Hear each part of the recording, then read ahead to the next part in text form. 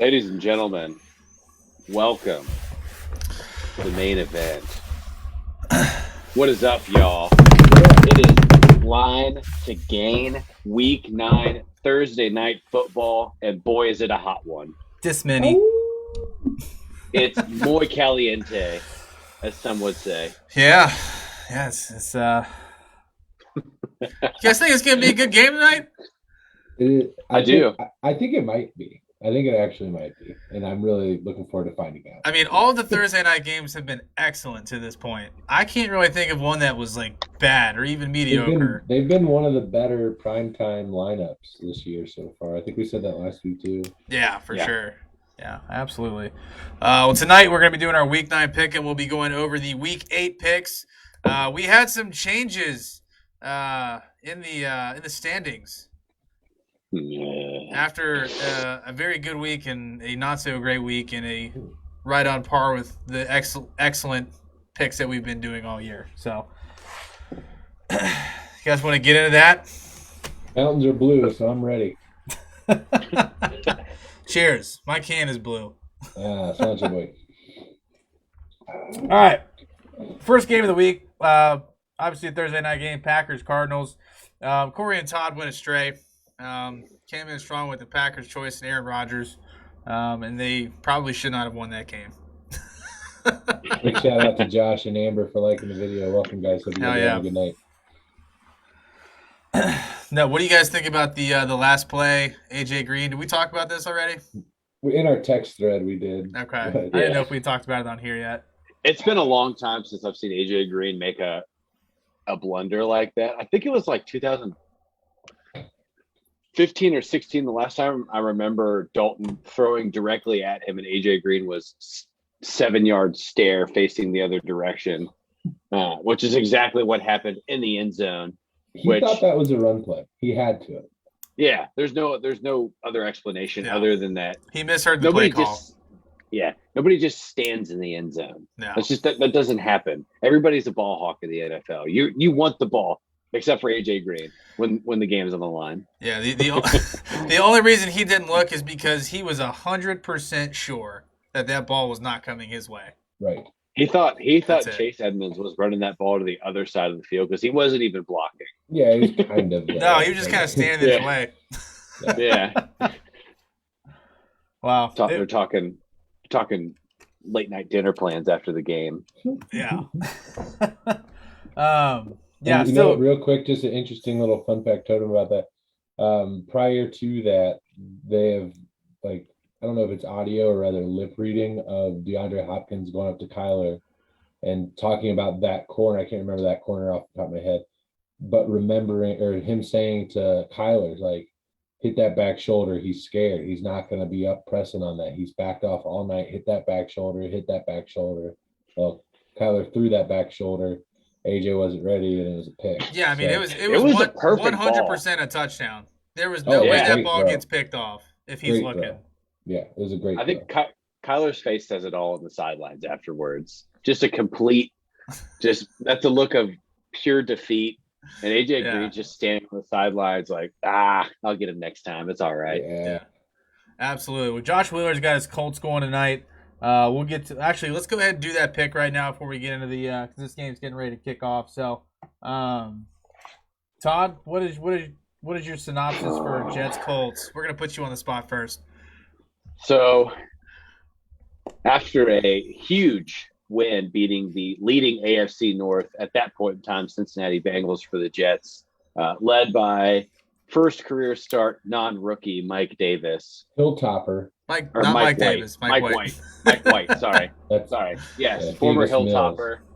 They're all mixed up. Daddy Longneck, Mike White, Mike Davis, running back. They're all the same right now. But I still like the Colts at home. They played, even though they lost to Tennessee, they played that game down to the wire. And I think if they play tonight like they played against Tennessee on Sunday, I think it's close. I think we've talked about it. It's going to be a good game, but I think the Colts sneak it out. I think Colts by 6. That's my guess. Mr. James. Now that you're saying it's by 6, I want to take a look at the spread here and give you some insight there. Yeah, I kind of echo the same things. The only other thing that I'll point out is that, or add on rather, is that the Colts have been improving pretty much every single week. They keep playing better. The level of competition's a lot closer, and Michael Pittman Jr. is becoming a star in this league very quickly. So, Josh, I know you had some concerns about him. Josh Wheeler, I'm talking to you. And I think at the beginning of the year, you made a comment like Michael Pittman's the only guy we got or something like that. And it's working out so far. So, by the way, spread is Colts minus 10.5. Wow. So I heard this comment earlier somewhere in the Twitterverse. I'm going to echo it. Should Carson Wentz have a 10-point spread against anyone? Like, even if it's like a high school Never. team? I don't think so. No. Never. You never give that man that large of a spread. He never covers it. That said, I still have the Colts winning tonight, as just like Todd. Yeah, I agree. I don't think there's a stop for Jonathan Taylor. That man is just having an incredible season. And he's looked unstoppable every week for the last 4 or 5 weeks. I mean, the man just can't be tackled. So I've got the Colts in this one. We'll find out if Mike White's the real deal tonight, though. So I guess that's what I'm most looking forward to in this game, is to see if he can actually repeat what he did. So, I mean, if we go tit for tat, technically the Bengals defense was statistically better than the Colts defense. And Mike White carved them up like Thanksgiving turkey. So, honestly, I mean, are we gonna? I guess we'll cover this game in a little bit when we get to it in the pick. So I'll save it for them. All right, we'll save it for a little bit. We got our picks in. Let's head back to last week real quick so we can get through that and get to our picks for this week. Next game on the board, we all three got wrong. What are we calling them? Fraudulent enemy number one. Fraudulent enemy number one. Carolina Panthers. Yep. Actually pulled one out against the Falcons. They did. You know, I don't know how much of that impact that Matt Ryan had in his hand getting completely ripped open by a cleat. Whoa! Did you guys see that? That was insane. Oh my God, so much blood. If they would have won, that would have been bloody sock-esque. Oh yeah, right. Yeah, I mean, we're talking. Matt Ryan's hand was so exposed, like ligaments were exposed in his hand. It was disgusting. Yeah. I mean, you saw the guy step on. I mean, it was just all his weight, just right in his hand. Yeah, the guy that stepped on him was 295 pounds. There's got to be some puncture wounds involved there. Oh, for sure. Yeah. Josh with a comment here. Curious your thoughts. He said Carson Wentz hasn't proved himself to me yet. Wow, really? I think him at the helm this year has been. I mean, outside of a couple weeks of getting acclimated to the offense, I think he's done well. In fact, I would even venture, or I could even say that he's done good. Which is, it's been a long time since we said, "Wow, Carson Wentz is doing really good." Right. So you just downgraded proper grammar, but it's a bigger compliment, right? Yes. Yeah. Instead of doing doing good. Okay, you caught me. That's what I was going for. And I'll tell you what, I was trying to do a little idiom there. If he goes from good to okay, I'm gonna be blown away. Yeah, I mean, he was good, and now I'm ready to say he's okay. And Mike White starting off on the right foot here with a 11-yard completion to former Bengal Tyler Kroft. But he was also he was very involved Sunday. Yeah, Kroft. Hey, what's a rookie or backup quarterback's best friend? We said it multiple times. Tight end. Absolutely. All day long. I'll tell you what I was most disappointed about in that Falcons-Panthers game, though, was the fact that Matt Ryan went out and it cost me my DraftKings lineup. Oh, I finished second. You did well. I finished second, but I won money in a different DraftKings thing, so I only ended up losing $2 on the day, so I wasn't upset. So if you guys are tuning in, what Bobby's talking about is I'll share on the page every Sunday a good friend of the show, Nathan Ducklow, good friend of mine, longtime life friend. He hosts a daily fantasy competition every Sunday. He actually has one going right now. I should have shared it for tonight. He does them for the Thursday night games, does them for all of Sunday, and then as well the Monday night games. So I've been sharing the Sunday night ones on the Line to Game page if you're interested in daily fantasy. Sometimes he does top 2 win, take money. Bobby was unfortunately in one where it was winner takes all. Yeah, that sucks. I wish I would have gotten some dollars out of that You one. 'Cause would've I had a won good that. lineup. like $100. Yeah, or that something? sucks. That's the best I've ever done on DraftKings, and I finished second. I was upset. So Another first down for the Jets here as they coming out on this opening drive. Mike White's looking crisp again. So you go get him, Mike White. So Jamison Crowder. I actually started Jamison Crowder in a league this week too. Wow. Hey, he's a big consistent. He's a great target when he's healthy. He's a good target when he's healthy per time. Yeah, especially with no Corey Davis. I mean, no, Corey Davis is out, so you're looking at least 9 points, I think. Yeah, for sure. Next game on the board, we had a really, really sad thing happen in this game. Titans Colts, Derrick Henry, foot They're injury. getting frisky again. Potentially out for the remainder of the season. Yeah, I mean, if you have Derrick Henry on your fantasy team, you just cringed when that happened last week. Yeah, the only time that Derrick Henry will be back is if they're in the Super Bowl. Yep. Yeah, which absolutely sucks. I mean, we've talked about it a few times. Everyone else has been talking about it in the national media. Derrick Henry on pace for a career, if not record-setting pace this season in terms of rushing yards. So really, really unfortunate. And not only that, I mean, that's the Titans' backbone in terms of offensive production. It runs through him as it should. Titans picking up Adrian Peterson, though. I'm interested. He looks good. He looks healthy. Have you guys seen that meme with him and Julio Jones next to each other? Yeah. Yeah, there's a meme going around that says Adrian Peterson and Julio Jones as teammates. Wish this was 2012 and not 2021. Right. Could you imagine? Oh my God. This actually tonight is the anniversary of him setting the single season rushing record. Yep. Wow. Very cool. Yeah. 296. That's awesome, man. What an absolute animal he was in his prime. One of the best. Who do you think is better? Derrick Henry or AP? Prime. Oh, wow. Prime AP, prime Derrick Henry. AP. Yeah. I don't think I can go against Adrian Peterson. He's one of my favorite running backs of all time. Yeah, he was just there's proof in the pudding that that boy was when I'm bored, I will just sit there and watch Oklahoma Adrian Peterson highlights. The most disrespectful thing that I ever saw happen against my team when he ran over William Gay, stepped on him, and then kept running. And like at that point, even just as a football fan, your jaw's on the floor. You're just like, how? Right. I think it's funny because Corey, you brought up that you watched AP videos when he was at Oklahoma. Yeah. I used to do the same thing for Trent Richardson. Like when he was in college, that dude was unstoppable. What a disappointment. I think it was just lack of effort on his part. He just didn't have didn't have the mental tenacity to be an NFL player. Yeah, but God, when he was in college, it was uncomfortable to watch him get in the open field with a defensive back and just mull him over. And he just coasts. It just always looked like that he was on autopilot. Yeah. No, I mean, the Colts made a great pick there. I mean, if he would have just given anything. Yeah. Something. Yeah, you don't discredit that. Yeah. No, I mean, that wasn't a bad draft pick. It's just a lack of effort there. Maybe it was coaching. I don't know, but I mean, I think it has to do with just personal will and wanting to be great. Yeah. Next game on the board, we had the Bills-Dolphins.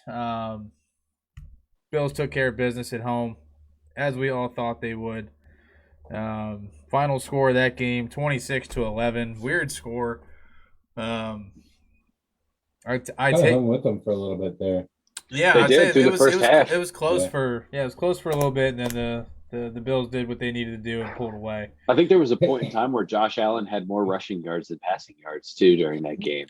Did he? I saw probably the funniest thing today in regards to the whole Tua situation. It was like they're talking to the Dolphins about, all right, Tua, is he the guy? First of all, I will echo some other points that I've seen out there that the Dolphins have mishandled Tua so badly. Let me just put that out there. They have absolutely screwed this kid over so hard. And I just want to point that out because all of the talk before that draft, Joe Burrow needs to find a way to get to the Dolphins. The Bengals are a quarterback hellhole. This is where Bengals, quarterbacks go to die. The Bengals can't manage a quarterback. Da da da da da. I'm like, hello. The Dolphins haven't been fucking relevant since '75. Let me just point that out. Anyway, but I saw something they asked the Dolphins about it. We believe in Tua. We were just simply inquiring. We were simply checking on the availability of Deshaun Watson. That's all we were doing. We were just checking on the availability. And the funny thing that I saw, it said, I believe in my girlfriend. I was simply just checking on Tinder. It's the perfect analogy. It's like, if you believe in it, I was just swiping right to see if there was anything else out there. Yeah. That's terrible. Absolutely. Yeah, I mean, the fact that they are still like saying that he is the guy and that they're shopping offers is just absolutely mind-blowing. Also, Jalen Waddle is the only offensive weapon that they've provided to him as well. Yeah. Right? Like he has not, I mean, I guess Gesicki, but like he's not even I don't consider him a top tier tight end. He's just a guy that he has to throw to because everybody else is either always hurt or yeah. Bruce with a comment here just says logs out of Tinder. Hey guys, I want to start a new tradition every time Bruce joins the show. What do we say when number 32 would hit a home run at GABP? 1, 2, 3. Bruce! Beautiful. Love it. Bruce, thanks for liking the video as well. You're the man, the myth, the legend, as always. Next game we've got we've Can I just point something out real quick? Yeah. That was amazing. And the fact that all I had to say when number 32 at GABP, and you knew exactly what the fuck I was talking about. It's amazing. We're Cincinnati kids. We know better. We know what we're doing. Oh, man. All right, next game on the board. We're headed to Cincy for this one. Bengals, Jets. What a game. Not what a game. It was an entertaining game. Like, from an entertainment perspective, it was really good. I was disappointed the Bengals lost. That first half was painful. I did not catch the end of it. I know that there was a suspect call. Can you guys kind of walk me through that? Sure, gladly. Essentially, the situation is that it's third and I think 7 to 11 yards, somewhere in that realm. A third and long situation. Bengals basically have the ability to, if they make this stop, they will have, I believe, the 2-minute warning and multiple timeouts left. Yeah. For Joe Burrow to work down the field and potentially win the game. Situation is Mike White, quarterback, who was having a great game. I'm not going to take anything away from Mike White. He played great. The Jets, let me just also preface this by saying the Bengals did not deserve to win that football game, regardless of this call. It should never have come down to this call.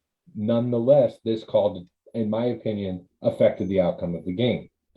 So, Mike White drops back to pass, looks out to the flat, hits a receiver. I don't recall the receiver's name. And then Eli Apple is going to make a tackle. He is already down in his athletic stance to getting ready to make that tackle. If you go frame by frame, you can see that Eli Apple is down, ready to make the tackle, and the receiver then lowers his head down. It was the running back, Johnson.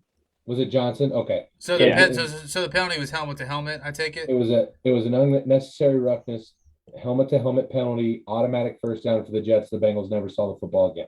Oh man, that's rough. And you literally can go frame by frame and see that the defensive player was already established as the low man. The running back, who was a receiver in this situation, lowers to meet him. If anything, this should be a penalty on the receiver. He initiated the helmet to helmet contact, not the defender. Yeah. That should have been a 15-yard penalty, which would have been declined by the Bengals, resulting in a 4th and 6, roughly. The Jets would have had to punt back to the Bengals offense had they wanted, unless they went for it on their own 30. Was basically the situation. Yeah, they wouldn't have gone for that. Yeah, they wouldn't have gone for it. They would have punted and let the Bengals play. And the Bengals offense at that point started to look pretty good. They had an 11-point lead at one point. The defense gave that lead up, and they lost. But I want to make very clear, the Bengals didn't deserve to win that game. They played like absolute shit from start to finish, pretty much. So, cost me my Survivor League. And Bruce, we love you too, by the way. I appreciate that. Yeah, I mean, it's just it was pathetic, honestly. The spacing that they gave, it was almost like they were playing prime. I'm going to say prime Patrick Mahomes, because not this year Patrick Mahomes, but it's almost like they were playing the Chiefs in that they were giving like an 8-yard cushion off the line of scrimmage, playing so deep. It was honestly like a Marvin Lewis defensive scheme is what it was. Yes, that's what I was watching it with my father-in-law, and like halfway through the second quarter, he's like, "Why are they giving these guys like 6 yards?" Yeah, and I said, "I don't know, but every pass, whether it was Barrios, Crowder, or Croft, who again we just talked about, he had a great game last week, had so much room." And especially over the middle of the field, which is ridiculous. That should never be the case. No. Yeah. It was honestly like I was watching like Todd Heap just slash the Bengals. Like I honestly just went back in time. I went back in time and I was just like, oh God.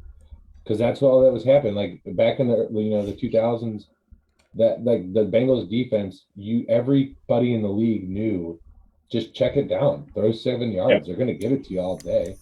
Yep. All day. Yeah. So, and they made no adjustments either. No adjustments were made. Couple of things to note. Jackson Carman went down with an injury in his back. I saw that he was day-to-day. He practiced today, full participant, I believe, as well. So good to see him back. Good. He's been playing really, really well as of late, so good to have him back. Trey Hopkins, he's been limited in practice, but that's kind of just a management thing due to the knee injury from last year. He's coming back. Touchdown. Naheem Hines, Colts taking the lead. There you go, Josh. That was a great cutback. I didn't actually. All I saw was him doing a backflip in the end zone, which is fucking awesome. I'm not as far behind as you guys today. Because he's got that updated. It's probably the upgraded speeds. Yeah, there you go. Now you and I are on the same page, Bobby. We saw that at the same time. Yeah, beautiful. Got those beefy speeds now. Not going to have any more issues. Look, Quentin Nelson out there. Gotta love him back if you're a Colts fan. Oh my God! If you're a football fan, you love seeing Quentin Nelson in the open field. I could probably run behind Quentin Nelson right now. Another point to another injury update. Chris Evans is day-to-day as well, just managing that hamstring. But other than that, the Bengals remain relatively healthy through 8 weeks of the season, which is phenomenal. They're very fortunate in that aspect. Other than that, that pretty much wraps up the Bengals Jets. Yeah. We'll see what the Jets do tonight against the Colts. Next game on the board, AFC North matchup again, Steelers Browns. It's a great win for the Steelers. Good game. Yeah, I mean it was not a high scoring game. It was all defense, standard AFC North matchup. I was super excited that they won. The Browns are really hurt right now. They got a lot going on with OBJ in the locker room.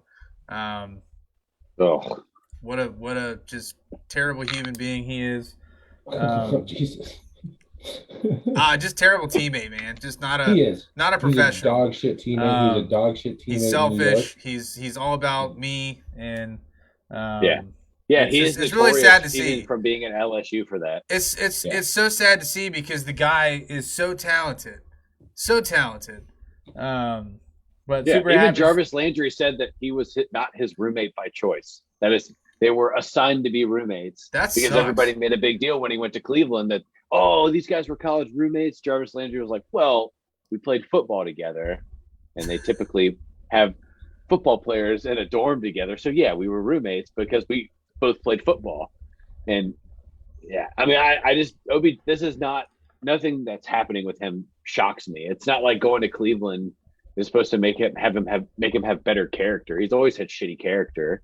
That's just what he is. But he's a really athletic wide receiver that can make jaw-dropping plays. I think he's overrated. Honestly, that's my personal opinion. I think he's overrated. If you look at his stats over the last 5-6 years, they're not that great. Well, he has to be on the field to acquire stats too, exactly. Right? Like he's always off the field.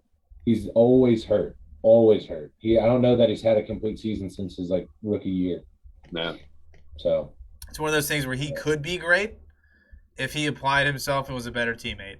We'll just never know. Real quick comment, if you don't know, do you guys hear about the video that was released by his father, apparently?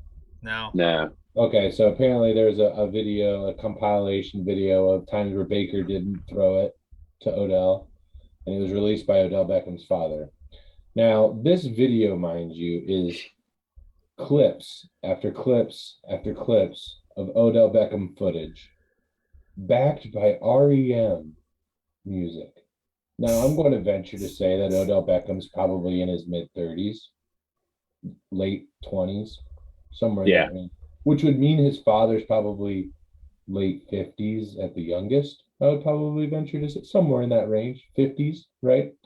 What 50-year-old band do you know that is looping clips together and then dropping sound behind that and then putting that on Twitter, Instagram, or whatever the video was released? I know zero men that in that age frame that are doing that personally. Right. The point I'm trying to make is Odell or someone Odell knows made that video and utilized his father's page as a channel to release it. Odell signed off on that video 100%. Sure. Oh, yeah. 100 million%. Yeah. Which is where most of the drama is stemming from. Yeah. It's just like when Kevin Durant had his fake Twitter account. Exactly. Everybody knew it was Kevin Durant. And this is the second day in a row now that he has been dismissed from practice. Kevin Stefanski, head coach of the Cleveland Browns, basically told the team, we need to operate as if he's not on the team right now. Good. That's what he deserves. Demote him to the practice squad and trade him. I think that you just can't trade him. Trade deadline's over.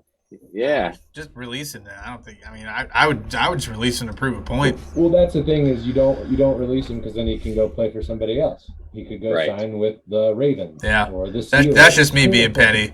He would never get signed by the Steelers. There's no way. It's fun. Tell him to sit his ass at home and.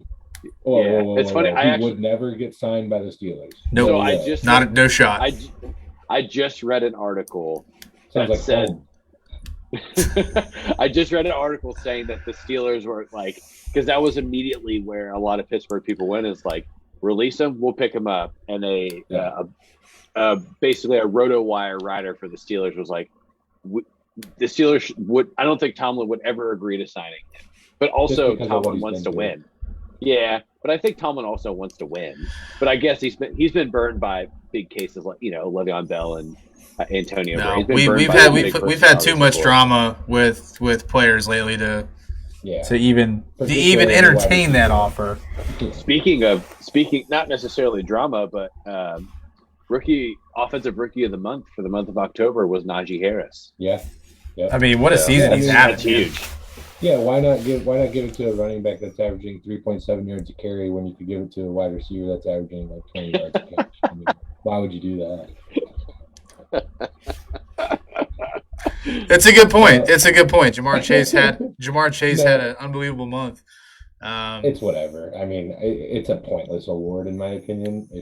It's a cool award when you win it, but at the end of the day, it's like it's an accolade, right? Yeah, win. It's just an accolade to add to the resume for his rookie season. And one final thing, just on the OBJ, just a couple of potential landing spots that I have in my head before we move on, Bobby. I know you're itching. Is the Lions, the Saints, and the Patriots. Those are kind of the three that I think would be. I could see him in New Orleans. That's kind of. I thought either. Yeah, I thought like either New Orleans or maybe like I thought New Orleans, Seattle, or maybe even like. I don't know, somewhere on the West Coast like Denver or something. Yeah, I think the Patriots might be a good one. Depending what happens, next year with like Antonio Brown and I don't know where Mike Evans' contract stands with the Buccaneers, but the Buccaneers could be another spot depending on what happens contractually from here on out. That's a good question. I want to see what Mike Evans' contract looks like. Okay, we're getting some people jumping in. So if you're new to the stream, go ahead and follow us. We appreciate you joining us tonight. This is Line to Gain. I'm Corey. Bobby has what hat is that? Louisville Bats hat. And there's Todd over there with the what hat do you have on, Todd? That's a Columbia hat. That we call that just beautiful. a good old dad hat. Good old dad hat. Beautiful. Beautiful. So welcome. Awesome. Yeah, we'll continue with the week 8 pick'em. So we're going over last week's games. Next game we have on the board is the ass whooping that happened in Detroit. The Eagles absolutely laid the smackdown on the Lions. This wasn't even close. No, I didn't watch it, to be honest with you, but I was following along on my phone. And I was just like, ooh. I don't even know if you can call this like hey, the talent doesn't even line up. Because Philadelphia, it's not like they're overloaded with a bunch of big talent. No, but I think they're better in pretty much every aspect, right? Sure, right? I think you could say that against anybody against Detroit right now, though. Yes, 100%. And Mike White with an absolute dime on this pass right here, boys. Absolute yes, that was a great pass. In between 4 Colts defenders. Great job by the wide receiver finding that soft part of the zone as well. Right. Mike White looking good. Is that more? Yeah, that's more. I want to see Mike White. I want to see his line right now. He stood in there. He took a shot. The arm strength's there. 6 of 10 for 76 yards. Checking down, wide open. Moore with a touchdown. Mike White. Wow. Over 100 yards on the night so far. 7 of 11. Oh, wow. Yeah, he was wide open. Good Zach Lord. Wilson is absolutely relieved that he doesn't have to be in New York and with all of the Devil's advocates. Zach Wilson's like, I'm getting fucking traded, man. Yeah. Thank God. Manhattan's too scary. Yeah, he is. I'm going to Denver. I'm going to Denver. Yeah. Keep me back in the mountains. Oh my goodness. Yeah, we all three had to see it, or the Eagles. Obviously, an easy pick. Next game on the board, Rams Texans. Excuse me. Rams end up winning this game by 16, 38-22. They're also up 38-0. Those are 22 unanswered garbage points late in the game. Yeah, so I mean, Brandon Cooks had all of his receiving yards in the fourth quarter, for what it's worth. Yeah. Well, I mean, the Texans are getting Tyrod Taylor back this week, who knows how he's going to be? He hasn't played since week 2. Still nursing a hamstring injury from everything that I've read. We'll see how he does. Who is Houston's primary running back? It is. It's not. Can you give me an A, B, C, D? No. I'm legitimately asking because I'm just not sure. I have no idea. I've seen them run Duke Johnson. I've seen them run Ingram. I think it's. There's got to be. I think it's Ingram. Ugh, man, they have no running back production. Mark Ingram's not there. He got traded. Oh, that's right. He's in the Saints now, so it would be Duke Johnson, right? Yeah. Yeesh. Yeah. Yeah, that's rough. That's rough for the Texans. Obviously, the rest of their year looks bleak. Mike White already has more touchdown passes than Zach Wilson on the season, and he's played 5 quarters. Unreal. Not even 5 quarters yet. The interceptions. Good Lord, Zach. Some people have it, some people don't. So let's just air this. Is this a Josh Rosen situation? I think it's too early. Yeah. Okay. That's fair. I was just curious to see where you guys' perspective was on that. Give me 3 weeks of tape on Mike White, and then we'll see how he does. Okay. Yeah, we'll monitor the situation. But Mike White definitely taking advantage of the opportunity. For sure. In New York, and that's really exciting to see somebody that's not had a shot yet come in and dominate like he's dominated so far. Baby.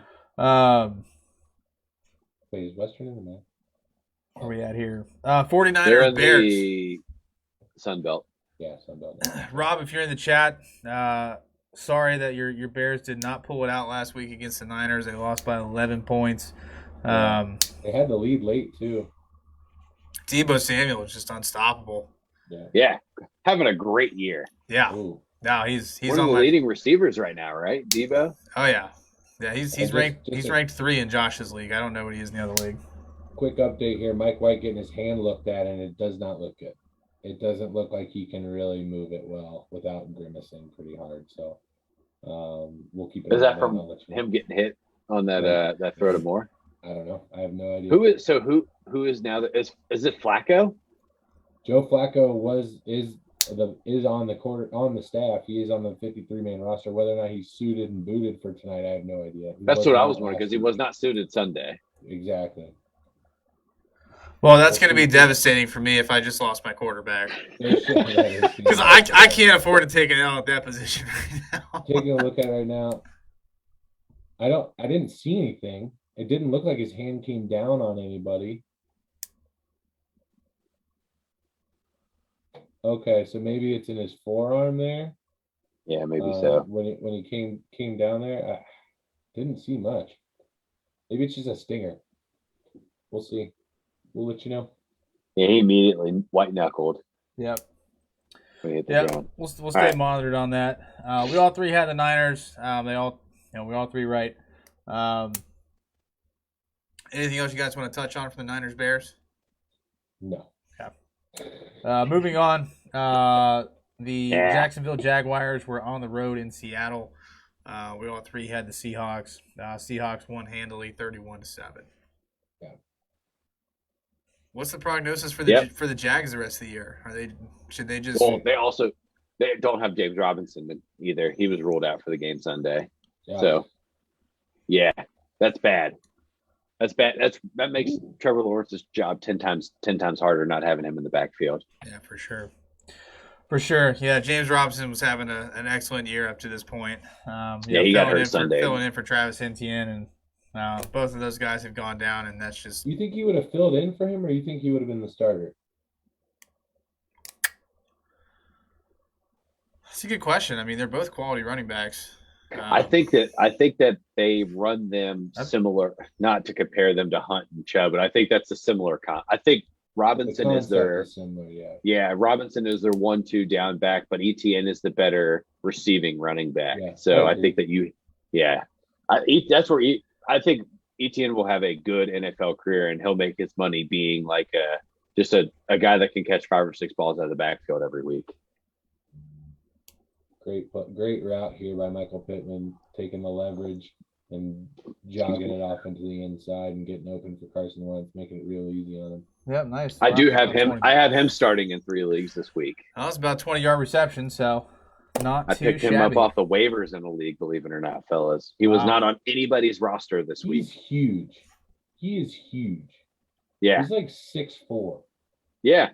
Massive. He's an Ohio State running back or a wide receiver. That's what they create. Yeah, he's so tall. Yes, sir. I think the biggest upset of the week, outside of the Bengals Jets, the Saints beat the Bucs at home. Famous Jameis. Biggest news was Jameis going down with the ACL. Did they? They beat him? Yeah. Yes. 36-27. Corey, you said it. Tom Brady has a game every year where he loses to a terrible team.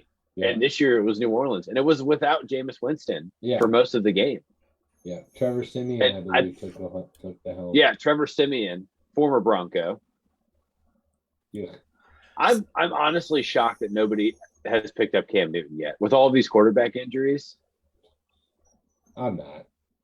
I just think it's a testament to how shitty his character is. And how much of a locker room liability he is. Fucking weird, man. I think that's all. Yeah, he's a weird guy. Yeah, he's a weird guy. Fucking weird. You're a weird guy, Ace. I don't think it's about the vaccine. I don't think it's about his ability to play. I just think they don't want him in the room because he's fucking weird, man. Yep, he's an odd guy. Yeah. That's fair. I don't know. Trevor Siemian just doesn't. I don't know. I don't want to hand him the ball. I just don't feel comfortable handing him the ball because they don't have Taysom Hill either because he's on concussion protocol. Sean Payton saw Cam Newton twice a year for a better part of a decade, so he knows Cam Newton very well from a film. That's what I'm saying. I just think that's if there's going to be a shoe that fits, that's the city where it fits. Yeah, we'll see. They made an unbelievable upset. Corey called it from the get, even though we all went the other way. I'm surprised. They should have just picked the Saints. You just keep going with it. Or you said you were just going to pick them till they won, right? Wasn't that your? No, I think it was something. I don't think I picked the Saints in that game. Or you just like you kept flip flopping, and every time you didn't pick them, they won. Every time they picked them, they lost. I think I've got like 1 or 2 Saints games right this year. So. Yeah. All right. The last game of the week that we were split on the Washington football team on the road in Denver. One-score game. Broncos pulled it out 17-10. Corey was on the winning side of this. Yeah, well done, sir. Washington sucks. What can I say? They do suck. Yeah, they're bad. They're really bad. They're awful. They're really, really, really, really bad. Well, I think we haven't really discussed anything, but there is a complete uprising within the Washington football community with all the investigation shit going on. I mean, it doesn't directly impact the team, the things that are going on, but I think it still impacts a franchise when there's that black cloud hanging over your head like that. Yeah. Yeah, I mean, the thing is that you're not really hearing anything about it on the national media right now. You're not hearing not at all. It's like radio silence, and this is huge. Yeah, it's huge. It's when it hits the fan, if it ever does, you're either going to see one of two things. It's going to hit the fan, and they're going to come down hard on, I believe, Dan Snyder's, if I'm not mistaken. Yeah, Dan Snyder, the Snyder family. They're going to come down really hard on them, or the NFL's going to cover it up, and then Roger Goodell will lose his job because of PR. Like, they'll find out that he covered it up, and then Roger Goodell will get in trouble for that, and yeah, you're not hearing anything, or they're just mounting a massive case against him, and he'll be forced to sell the team.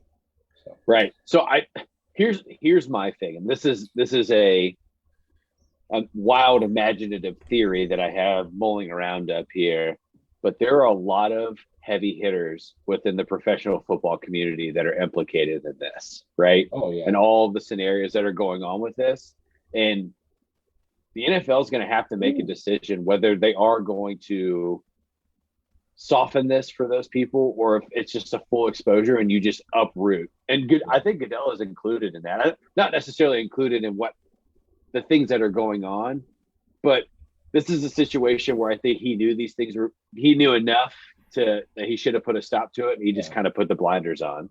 Yeah. Sat in his recliner and drafted and did the NFL draft. Let me throw another hypothetical situation out there to you. Maybe all of that is true. At the end of the day, though, the Washington football franchise becomes the fall man. They're forced to sell. They inevitably do sell, relocate, rebrand, and you have a new team in a new market. In London, that's where they go. That's my guess. Or let's see, another opportunity could be, I don't know, St. Louis. Yeah. I don't know. There's a Toronto, Mexico right. City. There's a lot of different opportunities. So. I could definitely see an NFL franchise in Toronto. I mean, it's one of the most beautiful cities in the world, one of the highest cost per living cities on the planet as well. Yes, and they have an MLS team, right? They have the Raptors, they have the Blue Jays, who are a surging young team in the American League that will likely make the playoffs multiple times over the next few years. It's a good city to put a football franchise because those fans are super loyal, and Drake probably gives that franchise a shit ton of money when it comes around and becomes a part owner of them, similar to like what Magic Johnson did with the Dodgers. Yeah, no, absolutely. There's a lot of money to be made in Toronto. I think that is I see London as the opportunity to create a real legitimate international market for the NFL, but Toronto makes the most sense fiscally to create a franchise. Logistically as well, yeah. Yeah. You could plug them in AFC or NFC North or something and they're fine. Or even keep them in the NFC East. Yeah, I guess you can too. Yeah, absolutely. All right, 2 games left. We had the Cowboys on the road in Minnesota. Another quarterback filling in for the starter in Cooper Rush, getting his first NFL victory on Sunday. Is Cooper Rush a Missouri guy? No fucking clue. Let's find out. Yeah. Oh, also to circle Central back to Michigan. Mike Evans. Wow. Central Michigan University. Undrafted free Mike agent. Evans. That's both podcasts this week. We have mentioned Central Michigan. We have. What are the odds of that? Fire up chips both times. You did. Mike Evans' contract is through the 2023 season. Got my lunch pail again, boys. What are we sipping on tonight? The Coors Light? Coors lattes. I also have a Modelo as well as an agave seltzer. So I'm feeling spicy. There you go. Yeah, we all three had the Cowboys. Cowboys won in the close one, 20-16. Dak looking good to go for Sunday, by the way. Yeah, Dak should be back this week, so that offense should be back and ready to rumble. On to the Monday night game. The Chiefs finally got a win. It came against a subpar Giants team, but they still came out with a victory, even though the Chiefs looked awful again. Yeah, they did not play well. No. They're not. I just think the lack of running game is finally catching up to Kansas City. Well, that was the best thing that they did the whole night was run the football. But I'm just saying, like, I don't know, maybe Mahomes is just losing some of that confidence that he's had. He's kind of lost the swagger. Teams are really shutting Travis Kelce down as well. Like the Giants, he didn't do shit. Tell me about it. Yeah, he's had a couple decent weeks, but not lately. Yeah. All right, so to wrap, he's not getting in the end zone. That's really what no, it is. he's Just not in the end zone. I don't. What's wrong with Pat Mahomes? Oh, Jonathan Taylor, you dirty bitch! Oh, what a run!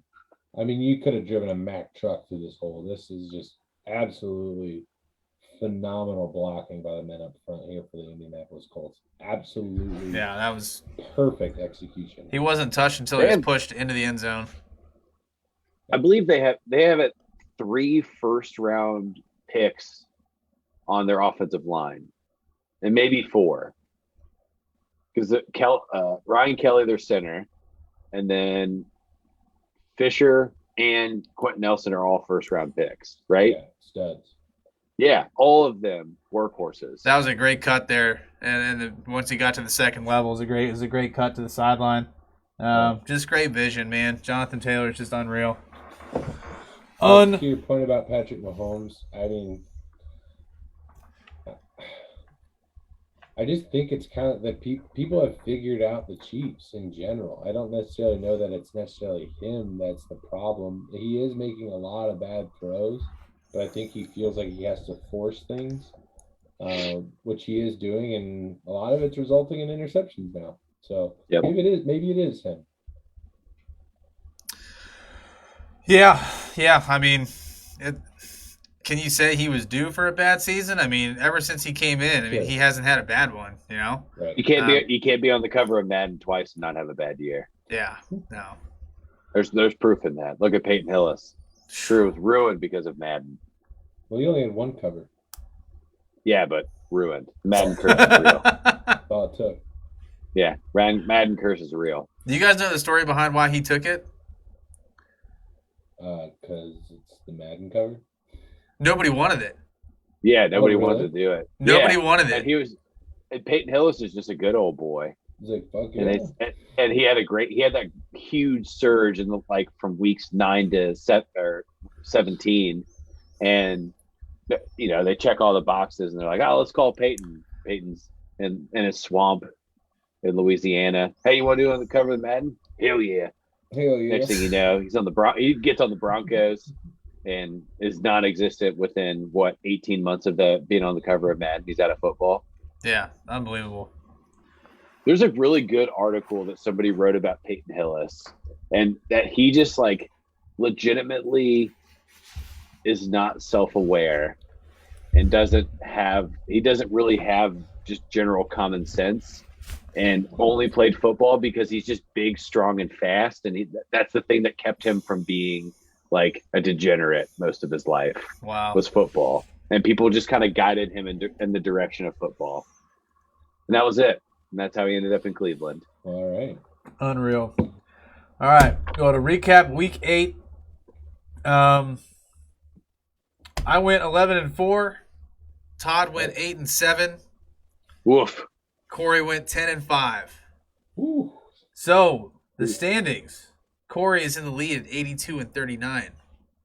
I moved up to second place at 81-40, one game back of the lead. And Todd dropped 2 games and is now in the cellar at 80-40. That's like being 38 games back in baseball. I'm right now. I'm the Pittsburgh Pirates or the Baltimore Orioles. Right. Yeah, I just had a mid-season surge.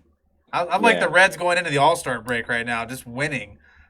Yeah, and I'm just going to fall apart in the back half of the season. I'm just the Dodgers. I'm a model of consistency. Yeah, look, I'm just going to call on the lefty. Give me John Lester. I'll make my surge here. We'll be fine. Backup for the Jets is in, and is not Joe Flacco. Josh Johnson. He's in. Baby. Former Bengal, former Redskin. Former 20 different clubs actually, but. I think it says it's his 7th season, but I feel like he's been on 13 teams.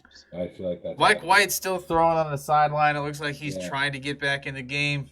I'd imagine if this doesn't go well, we'll probably see Mike White on the next driver at the latest at the beginning of the second half. I agree. Comparison: Zach Wilson with 6 games, 4 touchdown passes. Mike White, 3 games, 5 touchdown passes. That's not even 3 full games. No. That's 2 and a quarter. 2 full games. Yeah.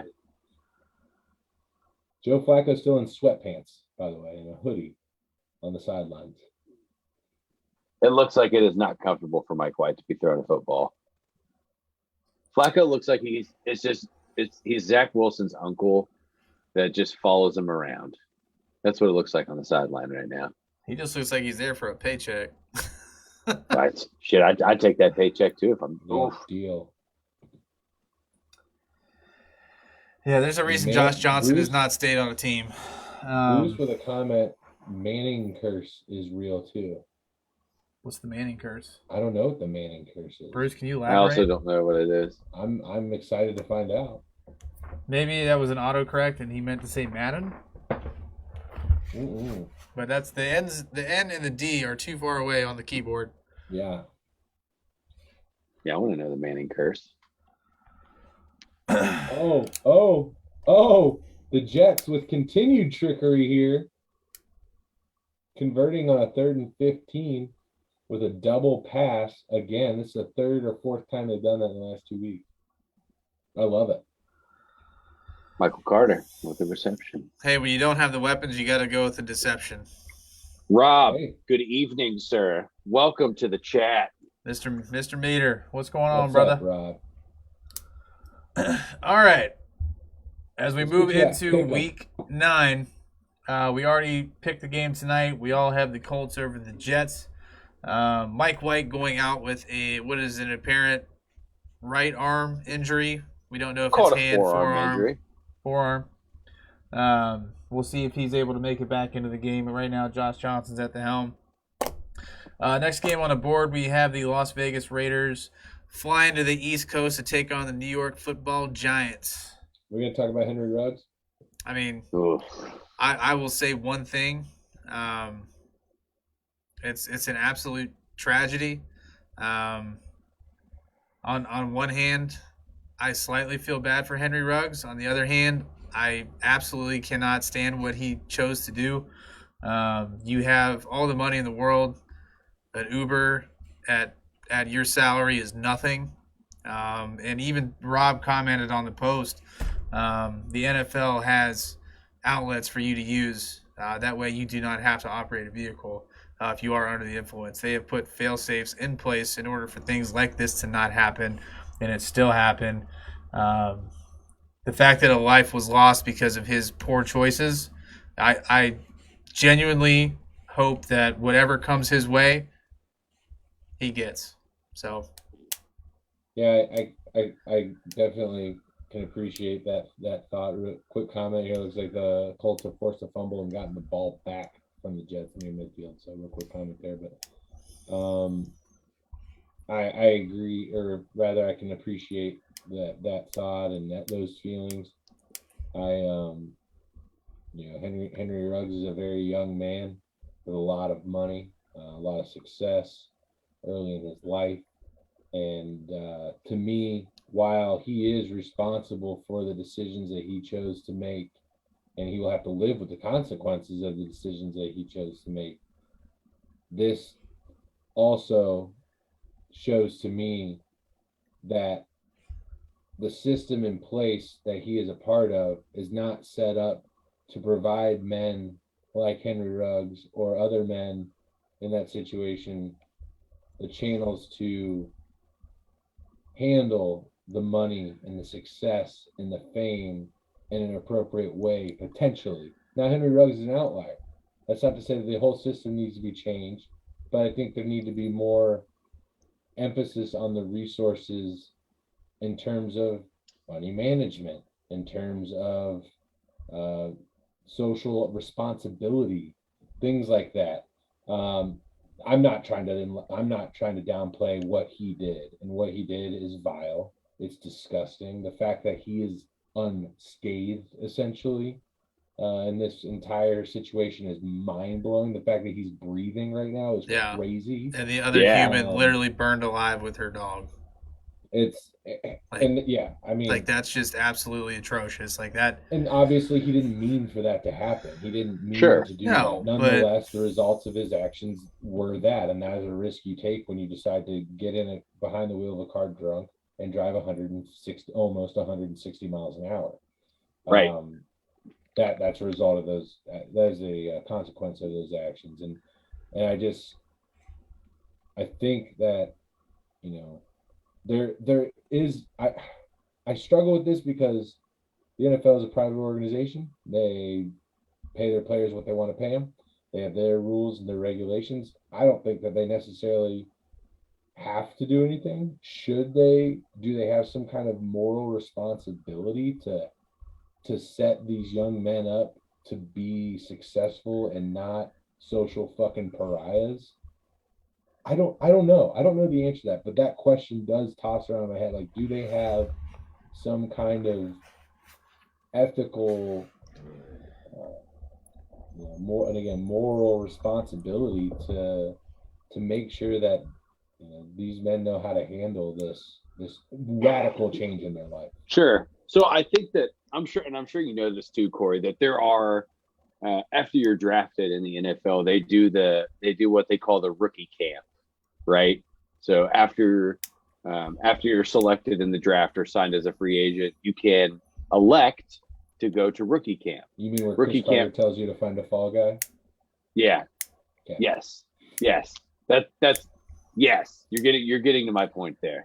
So rookie camp provides a basically an arena-sized classroom where a financial advisor comes in and tells you to get a financial advisor, does not teach them anything about how to be fiscally responsible with this paycheck that they're going to be getting 18 times. They then have a life coach is one of the positions that comes in, a life coach that says, hey, you need one of me. So that way you have somebody that's in your corner, that's unbiased, that's not family or friends or people that you've grown up with, that can give you guidance. And then the third person is Chris Carter, or a former NFL superstar that provides horrendous advice because they played in the NFL 30 years ago without social media. And they got away with all sorts of shit that you can't get away with now, right? Things weren't documented the way they are now. You can pull your phone out and change somebody's life in 6 seconds? Isn't that what it was for Urban Meyer? 8 seconds. Right. So the NFL promoted this like this was this great thing that they were doing, and they brought that together shortly after the 30 for 30 broke that aired, that showed, you know, Andre Rison, Bernie Kosar, guys like that, the people that had all the money in the world, and really said that they never got the guidance once they got to the NFL to how to earn their money or how to save their money or be fiscally responsible. And the NFL said, all right, great. We're going to do this thing. We're going to call it a rookie camp. We recommend it. We highly suggest it for everybody. They've shown footage of that. Most of those guys are in there either sleeping on their phones or don't give a shit about being there because there's an NFL legend that comes in at the end of the day. And that's all they want to be there for.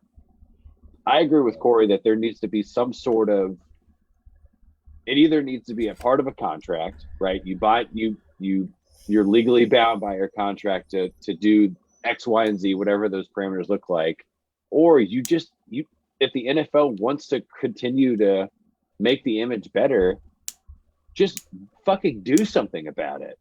Do it on your own. Don't let an event like this happen and make us have to have this conversation. Have the structure in place within franchises. Require franchises to have something like this, or that's something, anything. That's what my anything is almost like if you've ever watched, was that Last Chance U, where they have that teacher that kind of walks these guys through their classes, and they're an advisor almost. Mm-hmm. It can be for rookies, you know what I mean? It can just be for rookies to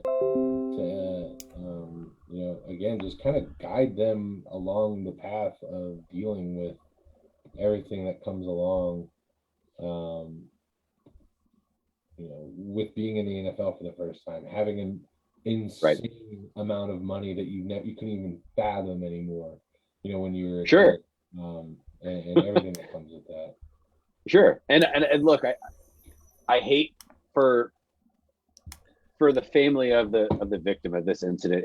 It's the worst thing in the world, because it wasn't natural, right? This wasn't an organic death. This was a death brought on by somebody else. And that's the worst thing. I can't imagine what that feels like. Okay. But there's a part of me that feels some real significant sympathy for Henry Ruggs, because he is going to be the poster child for this for the foreseeable future. Yeah. Right. He is going to be. His life is over.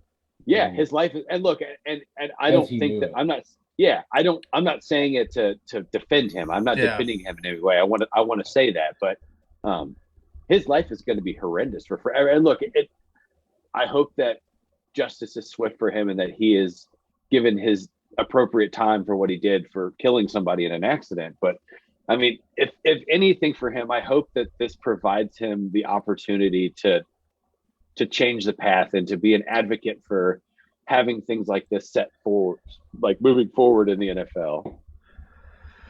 Yeah, for sure.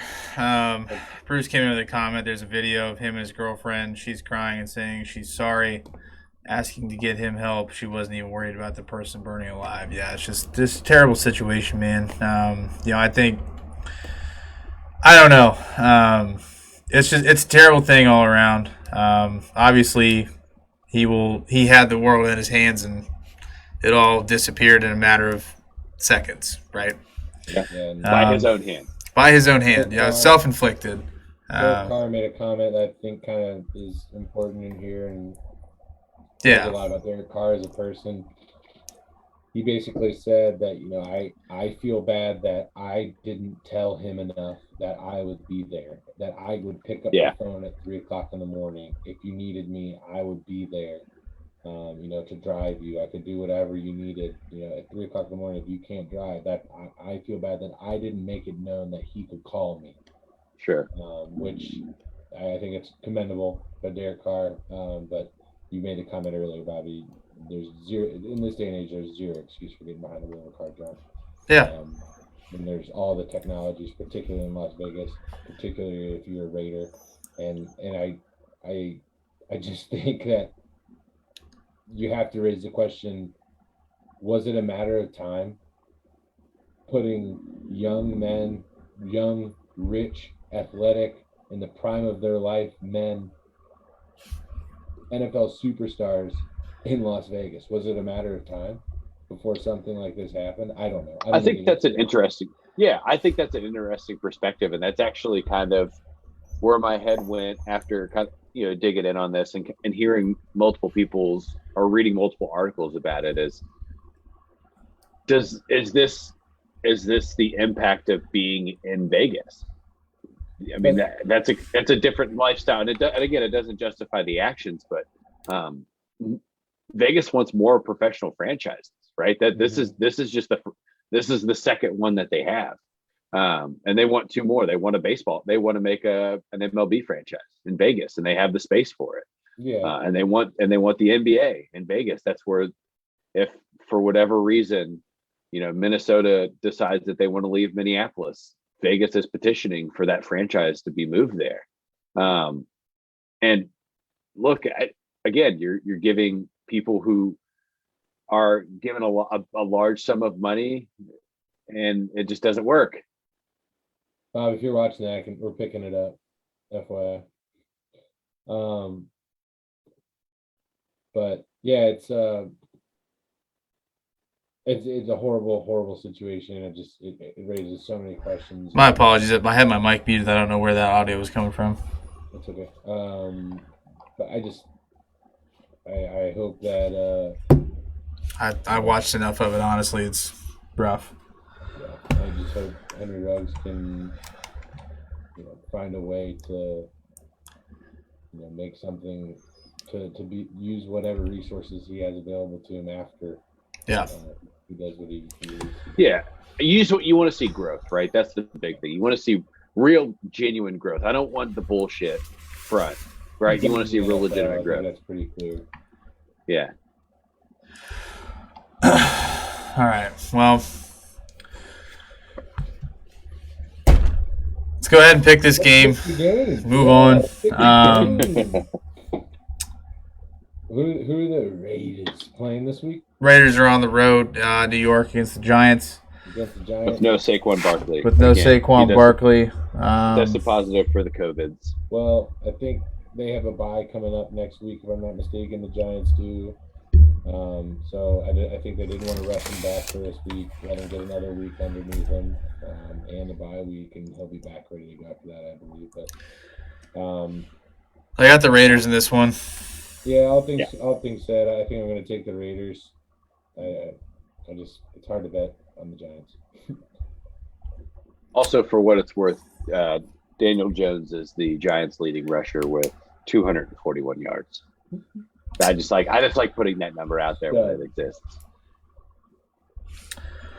All right. Next game on the board, we have the Atlanta Falcons on the road against the Saints. Any word on Matt Ryan on whether or not he's going to start this week? I have no idea. He's a full go, boys. He's a full go. I didn't think so. It's just not throwing hand. They can tape that up. He'll be fine. Saints obviously down to Trevor Siemian. I can't be on that train 2 weeks in a row. There's no way they I don't know. The Falcons are bad, so this is a tough one. I'm going with the Dirty Birds. Yeah, I'm going to take the Falcons on the road. I don't think the Saints can do it with Trevor Siemian. Oh man, we're only on the second game, and you guys are going to put me on the spot here. I'm actually going to go with the Saints.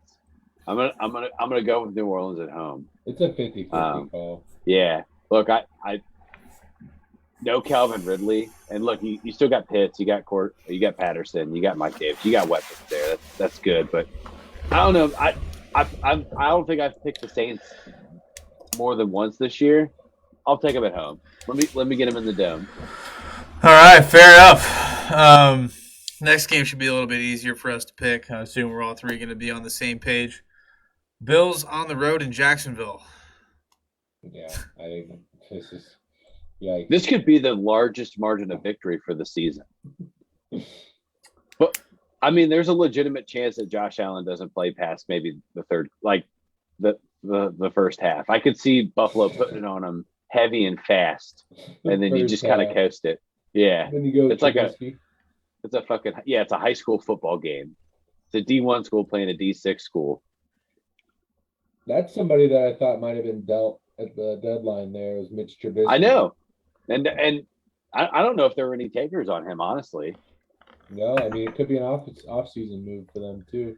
Yeah, you got some. You can get something of value. What about the Lions? Send them Goff and a 4th rounder for Mitch Trubisky. I think that they're just they're resting their laurels on. You think Mitch Trubisky's a starting quarterback? Yeah, I do. I think in the right offense he can be. There's so many shitty starting quarterbacks right now. There's so many bad quarterbacks. And there's not a lot coming out next year either. So no, this is the worst. This is the worst quarterback class in a very, very, very long time. Manual year, baby. Yeah, I mean, I'm not knocking Malik Willis. He's an athletic quarterback. If you're top quarterback coming out of the there, he's a good. Yeah, he's an athletic quarterback. Yeah, you like that? That's for you. That's for you because I didn't know I was going to be policed on my own podcast here. Woo! Malik Willis is at Liberty University, and he could be the number 1 overall pick as a quarterback. Yeah, not a defensive end, not an offensive I don't think lineman. he will be. I think it's going to be Thibodeau out of Oregon. Yeah, I think so too. But does Detroit take Thibodeau number 1 if they get the number 1 overall pick? I think so. Yeah. I think that would be the move. So then what? You try to sign a quarterback or trade for quarterback? I think he play golf again. All right. Rob coming in with a couple comments. He was better than Foles in Chicago. Trubisky has an offensive line. He's not terrible in Chicago. He just ran for his life. Yeah, I mean, listen, he took that dog shit offense to the playoff twice. No offense, Rob. I'm not trying to be a dick to the Bears here, but Matt Nagy's a fucking idiot. I'm just saying. Yeah, and it was all defense. It's all defense in Chicago. And to be fair, Trubisky, similar to Trey Lance, had very limited total snaps going into the NFL. He had been a quarterback for 5 years. I think he only played high school football for 1 year and was signed by North Carolina. Wow. As a quarterback, that is. Crazy. Getting the most of it. Yeah. All right, well, we all three got the Bills against the Jags. Next game on the board, AFC North matchup. The Browns coming down. 71-75, whichever one you choose, to play the Benjis. Yeah, I got the Bengals in this one. I think I will be in Cleveland, by the way. I'm going behind enemy lines. I know they're not in Cleveland, but I will be in Cleveland with a good buddy of mine and watching the game with a couple of Browns fans, so that'll be interesting. But I honestly kind of just feel like there's a lot going on in Cleveland right now. They aren't the healthiest team in the league. And I just honestly feel like Joe Burrow is pissed off. And whenever Joe Burrow gets pissed off, get the fuck out of his way because you will get run over. Yeah, that's my motivation for my pick this week is Joe Burrow getting not embarrassed last week, but not beating a team he should have beaten. Yeah, that L hangs, I think, not necessarily it's Burrow's response, but I think it hangs the heaviest over Burrow because he just – I think he carries such a big burden on his shoulders. Not necessarily fourth quarter interception, by the way, and he leads the league in fourth quarter interceptions. Yeah, he has 4, right? 5. Yeah, I think it was 4 or 5. Rob coming in with a comment, picking the Bengals who lost to the Jets. Interesting. Well, to respond to that, I think the Bengals have a bounce back week. They obviously had a really tough game against the Ravens the week prior. I think they had their sights set a little too far in the future. As Corey had mentioned, that was his one fear going into the game versus the Jets. And his fear became a reality. But I think the Bengals lock it in, and Joe Burrow takes care of business. When you're playing at home, there's not too many. Have a big crowd. Yeah. Ocho Cinco is the ruler of the jungle this week, so he'll be back and getting everybody. Everybody will be excited about that. I think that crowd plays a huge factor. Yeah. Look, I think if Tampa Bay was playing this week, we'd pick Tampa Bay, right? They just got beat by New Orleans, which nobody thought. Yeah. And it's a different team, but nobody goes 6. It's very rare for somebody to go 16-0, and the Jets beat the Titans, who are winning their division as well. Yeah, I think that's a great comp right there. They beat the Titans, and what did the Titans do the next couple of weeks? They just absolutely piss railed whoever was in their way. So yeah, I mean they crushed the Chiefs, crushed them. Rob says, "Sorry, all these shots at my Bears. I had to take a shot at that open wound." Go for it, buddy. Hey, the Bears beat the Bengals, so go for it. Wasn't a shot at the Bears. It's specifically Matt Nagy and his ridiculous. You can't tell me as a Bears fan that you like Matt Nagy as the coach. I don't believe. If you did, I don't believe you. That's not true. It's not true. Next game on the board. The Patriots on the road, headed south to Carolina to take on the Panthers. Mm-hmm. I'll tell you what, man. The Pats aren't necessarily an exciting team to watch. It's more of a managed game. I think that has a lot to do with Bill Belichick. I'm taking the Pats over the Pretenders. Yeah, I think Bill Belichick has Sam Darnold's number too. I think there's something to be said about that. And the fraudulent enemy number one, the Carolina Panthers, I don't see them beating the Patriots, who've been a model of consistency. Now, it hasn't been a consistently great team, but they've been consistently above average. And I'll take that over a team that I don't really know what I'm going to get week to week. So I'll go Pats here. Yeah, I agree. I think that over the last 2 weeks specifically, Mac Jones has played much better, and he seems to be settling in as an NFL quarterback. And again, his time management is very solid. So yeah, for sure. I see them controlling the ball for most of the game. Yeah, and that Panthers receiving core is just suspect, man. Which you wouldn't have guessed that coming in. I would have actually, and I think I even made that comment on this program, is that I was really excited to see the receiving core of DJ Moore, Robbie Anderson, and even Terrence Marshall, out of LSU. I was really excited to see Terrence Marshall this year because I thought it could be, if the Bengals went round 1, they went lineman. I was targeting Terrence Marshall as a round 2 type prospect, and I was really excited to see what he's done, and I haven't really heard much, to be honest. Yeah, he doesn't see the field very often.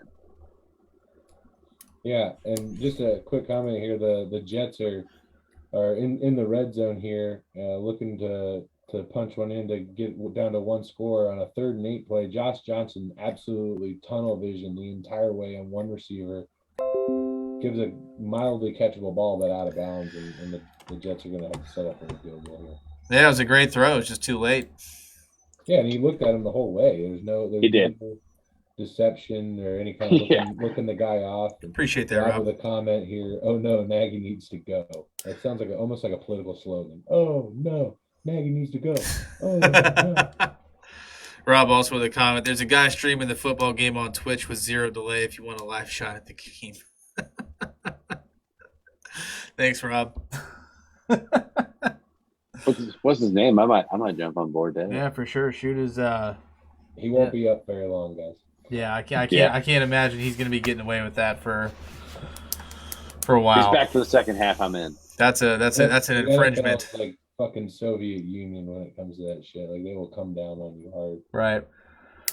All right. Next game on the board, we got the Broncos on the road headed south to Dallas. Take on Dak Prescott. I don't think this one's even close. Yeah, if I hadn't already picked him, I would have taken Dallas in my survivor league here, but yeah, I got the Cowboys big. Yeah, Von Miller also no longer a Bronco. Yeah. Getting traded to the Rams. Yeah, I mean, did you guys see his comment? Yeah, I went to sleep 4-4. I woke up 7-1. Yeah, I love it. I love Von Miller, man. He's such a character. He's nice comedic relief to the NFL. He's pretty cool. And I think he's a horse farmer, if I'm not mistaken. I believe he owns a ranch, which is just a funny quirk about an NFL player. The Broncos are kind of just under. I think the Broncos did a wise thing here. One, took care of a veteran who has led your defense for a better part of a decade. Sent him off to a contender. Let him get another ring, before he hangs it up. As a career, which I think we are approaching that day for Von Miller here within the next couple of years. And the Broncos understand that they don't have a quarterback. And they need to be sellers, and they were sellers. They moved their biggest chip, and it was a smart move for the Broncos, to be honest with you. The only issue I have with the Broncos in general from that perspective is they don't know how to draft. John Elway might be one of the worst GMs in the league right now. I don't think there's a might there. He is. He's one of the worst GMs in the history of football. He is. They haven't drafted well ever in his time as GM at all. I've never seen them pick and been like, that makes sense there. That's a good pick. Every time I'm like, what are you addressing? Yeah, it's almost like watching the Raiders draft. Yeah. How many offense, Bruce. How many defensive backs and wide receivers can you draft in the 2nd and 3rd round and succession? Like it just feels like you're just watching the same song and dance, and Elway's fully committed on this one guy is being a weapon, and he drafts him 2 rounds too soon, and then he never amounts to anything. Or just settles on the best available quarterback every time. Right. Osweiler. Drew Lock. They traded up for Drew Lock as well. Yeah. Which is just embarrassing. Oh, yeah, I forgot they drafted Osweiler. Mm-hmm. Ooh. Osweiler, Trevor Siemian. Sorry. To Rob's credit, this stream on Twitch looks like it is brought to you by the NFL. Oh, interesting. So I wonder if they have made a deal with Twitch to try to get a different avenue of viewers. That makes perfect sense. They've got 39,000 people watching this stream right now. Ask them if they can loop us in. Get us in the top left quarter. It'll be all right. Yeah, you can even put us on mute, but at least we're on there. Peyton and Eli us. Throw us in there. That'd be excellent. Yeah. That would be excellent. All right, so we all three got the Cowboys in that one. Next game on the board, we have the Vikings on the road in Baltimore taking on Lamar Jackson and the Ravens. Vikings lost last week, I believe. Yes. Yep. To the Cowboys. Yeah. Vikings aren't playing bad football right now. They're not. They just don't know how to win. And you got the Ravens coming off a bye. I'm going Baltimore here. Yeah. They're going to be hungry. Baltimore's going to be hungry especially after taking that L to Cincinnati in a close one. Yeah. Lamar Jackson's going to be in the end zone in one facet or another at least 3 times, whether it's over the air or on the ground. Absolute dime here by Carson Wentz, but I got to see if his elbow gets out of bounds before that knee. Oh, okay. I think it's going to be a knee down and then the elbow. Knee counts as 2 feet for those of you keeping track at home. And a great throw where only your receiver can get it. Great job by 16 there on the Colts. Who is that? I can't see. I don't know who that is. But great. Is that Pascal? No, great. It's Quinn or something like that. Great job by going out and grabbing that ball though and keeping that knee in bounds. Colts drive with 1:17 to go. Just got into Jets territory. Wentz with a check down to Himes, but it's behind him and. Alrighty. Next game on the board should be a interesting game. We have the Houston Texans on the road in Miami. Oh. This is a coin flip football game of the week. I got the Dolphins taking care of business at home. I think the Texans are just in complete shambles right now. Maybe Tyrod Taylor coming back will provide a spark for them. But the Dolphins haven't played, really bad football. They've been really competitive in the last couple of weeks. I'm going to take the Dolphins at home in this one. So, what are you giggling about over there, you silly little bitch? What are you giggling about? This writer for AP Sports, her headline for this game is, for a change, the Dolphins and the Texans both won't lose this week. What complete and utter savagery to post, and ESPN just gobbling it up, said, give me that, put that on the spread. Right. I want it. Yeah, give Tua's gonna have a decent game. It's gonna be a boring game. That would be my guess. I don't think this will be an exciting one, but I think the Dolphins squeak it out. 30 seconds as the clock is ticking. A great run there by Nyheim Hines. Wentz is dropping back, looking to throw. Another check down. Gets it out of bounds. Clock stops. 22 seconds to go. Colts on the Jets' 23-yard line. That one was to Pascal. And I will agree with both of your points here. I think at the beginning of the season, I had Houston as my first overall pick. I still think that could happen, being that they're only separated by 1 game with Detroit. And I just think the Dolphins are playing okay football. They're kind of where the Bengals were last year. Like, they're playing all right, and they're going to win some games, but for the most part, they're going to lose. But I think this is one that they win. All right, fair enough. Next game on the board, the Chargers on the road in Philly. Chargers have not looked good the last couple of weeks. They've lost a few close games. The Eagles coming off of an absolute dominating performance in Detroit. Corey, who do you got? Who do you got? Chargers, Eagles. It's the Chargers. This is the Chargers. They're just a better football team. The Eagles look really, really pardon me. Sorry about that. A little tickle there. The Eagles look really good against the Lions, but it's the fucking Lions. So I'm going to take the Chargers here. I know they are coming across the country. I believe it's in Philly, if I'm not mistaken.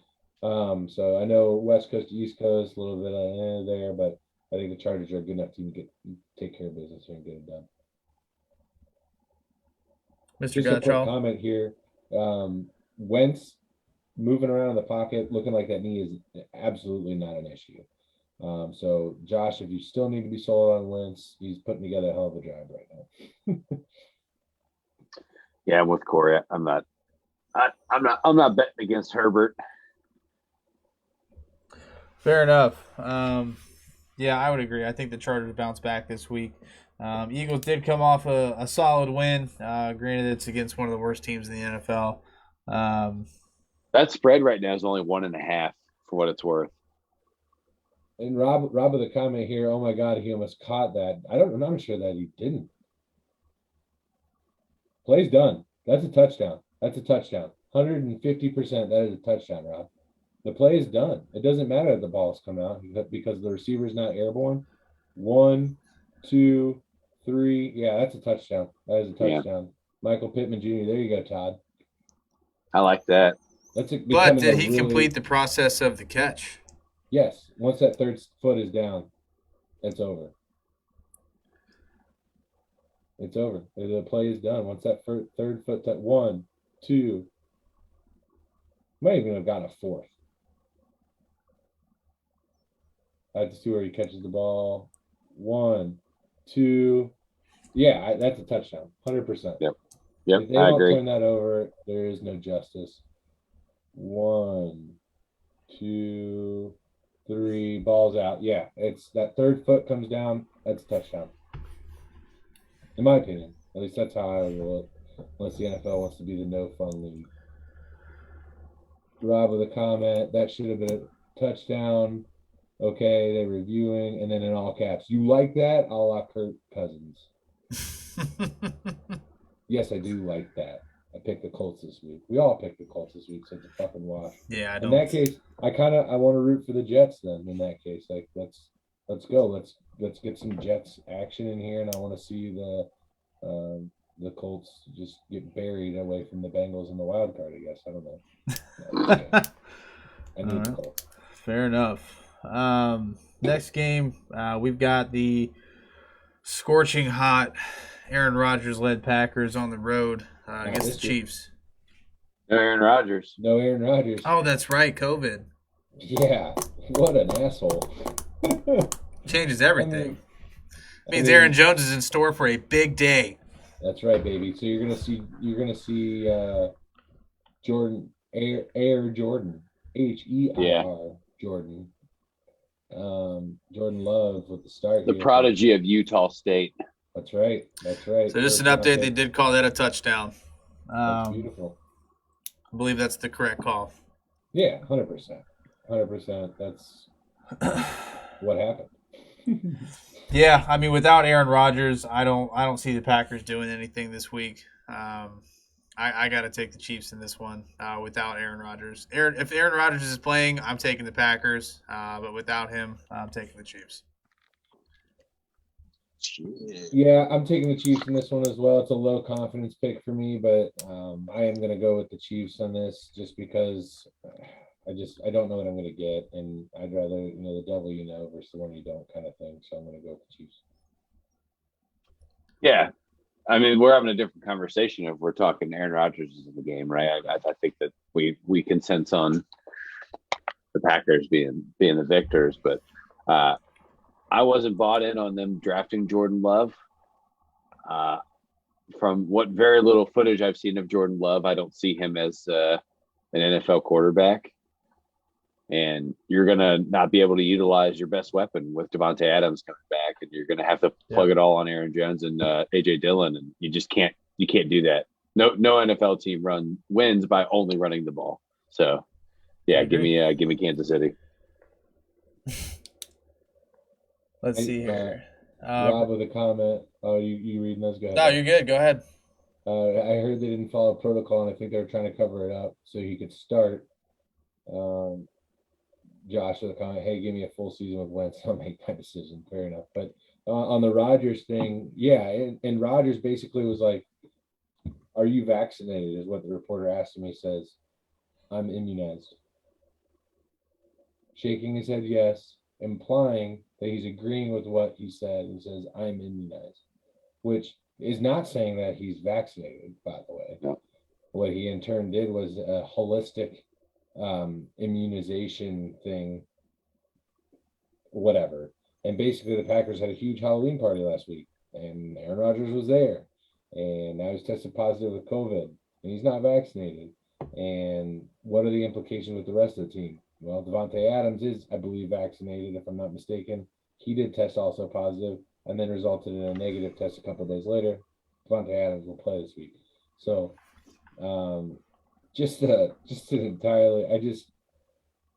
Aaron Rodgers is the definition of narcissist. He is absolutely the biggest narcissist on the planet. He commits no wrong. Most people do fault. At the end of the day, though, I still love Aaron Rodgers. All right. Well, Bruce is taking the Chiefs, even if they had Rodgers. So, Bruce, we will see if you're right, sir. We all three got the Packers in this one. Next game. Next. I'm sorry, the Chiefs. My bad. I was like, I don't have the Packers. Sorry. My bad. Well, one of us does, if that's what you're saying. Right. No, my bad. Next game on the board: Cardinals on the road in San Francisco versus the Niners. I think the Cardinals take this one. Yeah, Cardinals are playing great football, barring AJ Green having a mental lapse. Yeah, it's almost like Dale and Brennan and Step Brothers when they sleepwalk. That was essentially what happened out there. So right. I'll kill you, Leonard Nimoy. That's what happened at AJ Green. So barring that, they're 8-0. So I'm going to go with the Redbirds. Yep, I agree. Give me the Cardinals. All right, next game, we've got the Titans on the road versus the Rams. Todd, who you got? Oh, boy. No Derrick Henry means no Monday night win, or no Sunday night win. Give me the Rams. Cooper Kupp Bruce agrees with have the greatest year. Yeah, Derrick Henry makes me think harder. No Derrick Henry makes me think for 2 seconds. I got the Rams in this one. Also, Bruce will comment, Cards fuck minors. That's a dangerous comment. Thank God you MINERS rather than ORS. Bruce says Vaughn's gonna want to show off. He doesn't strike me as that kind of guy. He just strikes me as a guy that just goes out there and takes care of business and lets the. I can't wait to see him and Aaron Donald. That's just going to be absolutely nasty. That gave me goosebumps just putting that sentence together. And I know it's out of prime Von Miller, but at one point in time, Von Miller was like the best defensive player in the NFL. Now you have Aaron Donald, who's the best player in the NFL. Now they're going to be together. It's going to be a magical thing. Yeah, it's going to be an absolute pleasure to watch. So hopefully they play off of each other well, like we all think. The Rams are going for broke, though, here, right? Like, they basically we don't value the draft. We're just going to get all the players we want that are good, and we're going to win a Super Bowl. Yeah, that's it. They have to at this point. I call that the Los Angeles mentality. Right. Every professional franchise in LA does that. That's how that works. You have you have so much expendable income that you can just buy your franchise. I think they kind of have to compete with. Who's the defending champ? The Tampa Bay Buccaneers. Right. I've said multiple times, the only way to beat Tom Brady is to put him on his ass. That's the only way to beat him. Otherwise, if you give him any amount of resemblance of time, he'll pick you apart because he's done it, and he'll continue to do it until people stop him from doing it. So Right. that's what they're doing. They're investing in pressure, and I think it's smart. If you're going to compete for a Super Bowl, you got to get through Tampa. It runs through Raymond James Stadium, and they're working on it right now. Right. Absolutely. Well, to wrap it up, the Monday night game, I did see the Monday night camera crew trucks headed up 71 to Pittsburgh. The back of the semi said, "Are you ready for some football?" Did So you really? That's pretty cool. yeah, so it was all the. I would assume it was all the camera gear headed to Pittsburgh, but they are at home against the Chicago Bears. Rob, I'm taking my Steelers over your Bears. Rob, I'm also taking Bobby Steelers over your Bears. Rob, I am also taking Bobby Steelers over your Bears. Honestly, the Steelers are playing good football right now.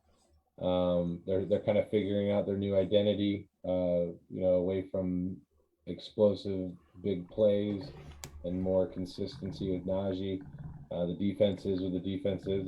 They're a formidable defensive front, and Steelers are turning it around. I mean, they're 4-3 right now, so you got to start respecting them. It's a very, very tight division, and they're doing what they need to do to keep up. Yeah. Yeah, I mean, I am. Go ahead. Go ahead, Bobby. So, oh my god, oh my god, you go first. Bobby's team. No. Let him talk. Yeah, sorry. Go ahead, Bobby. I'll shut my mouth. No, you're good. I'm just gonna make a quick comment.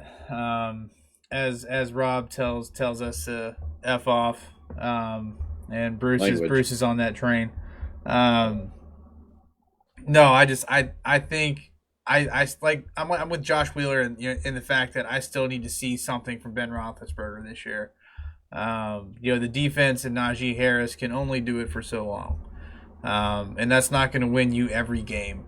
Granted they won some tight ones. They beat a torn and battered Cleveland Browns team last week.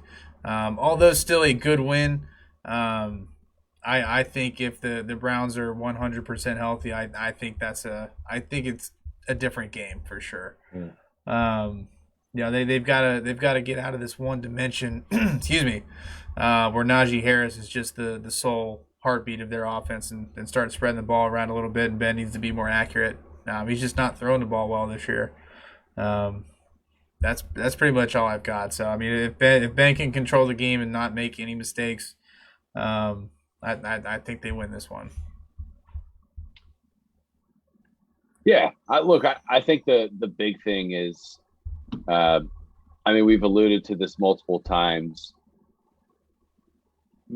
Justin Fields his talent is being completely wasted in Chicago with Matt Nagy. I mean, that offense is not conducive for Justin Fields to be able to do what he does. And Justin Fields is a pocket at the end of the day, he is a better pocket passer than a scrambler. Yeah. He was better in Ohio State when he was in the pocket. You get him outside of the pocket, he struggles. Pittsburgh will force him out of the pocket and make him have to make decisions on the run, which he does not do well at the NFL level.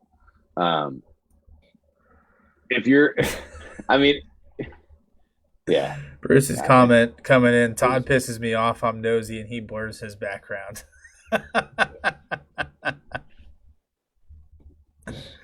Bruce, maybe another time I'll show you what if Bruce donates, what my kitchen looks like. If Bruce donates to the Covenant House, Michigan, Todd will show you his background. Yeah, Bruce, this is actually a request of my wife. So if you want me to make Mary upset, I can. I think he wants but to. I will play with fire. I will constantly remind you of that for now to the end of the time when I'm grounded from doing the podcast, because there's a chance that happens. Quick shout out to Todd, who's not with us tonight. Rest in peace. Sorry, guys. Barry's got me on lockdown. All right, well, that wraps it up. We only had one pick that went the other way, and that was Todd taking the Saints versus the Falcons. The rest of them are. I was thinking that the whole time while we were picking. I was like, we're not going against each other very, very much. Nope, this isn't the week to do it. I think there's a lot of games I feel pretty good about. That said, I'll probably get 3 right. No, it's primarily one-sided matchups, and then you get like the Texans Dolphins game. That's going to be a complete crapshoot. The Falcons Saints or the Bengals Browns. Yeah, those are some.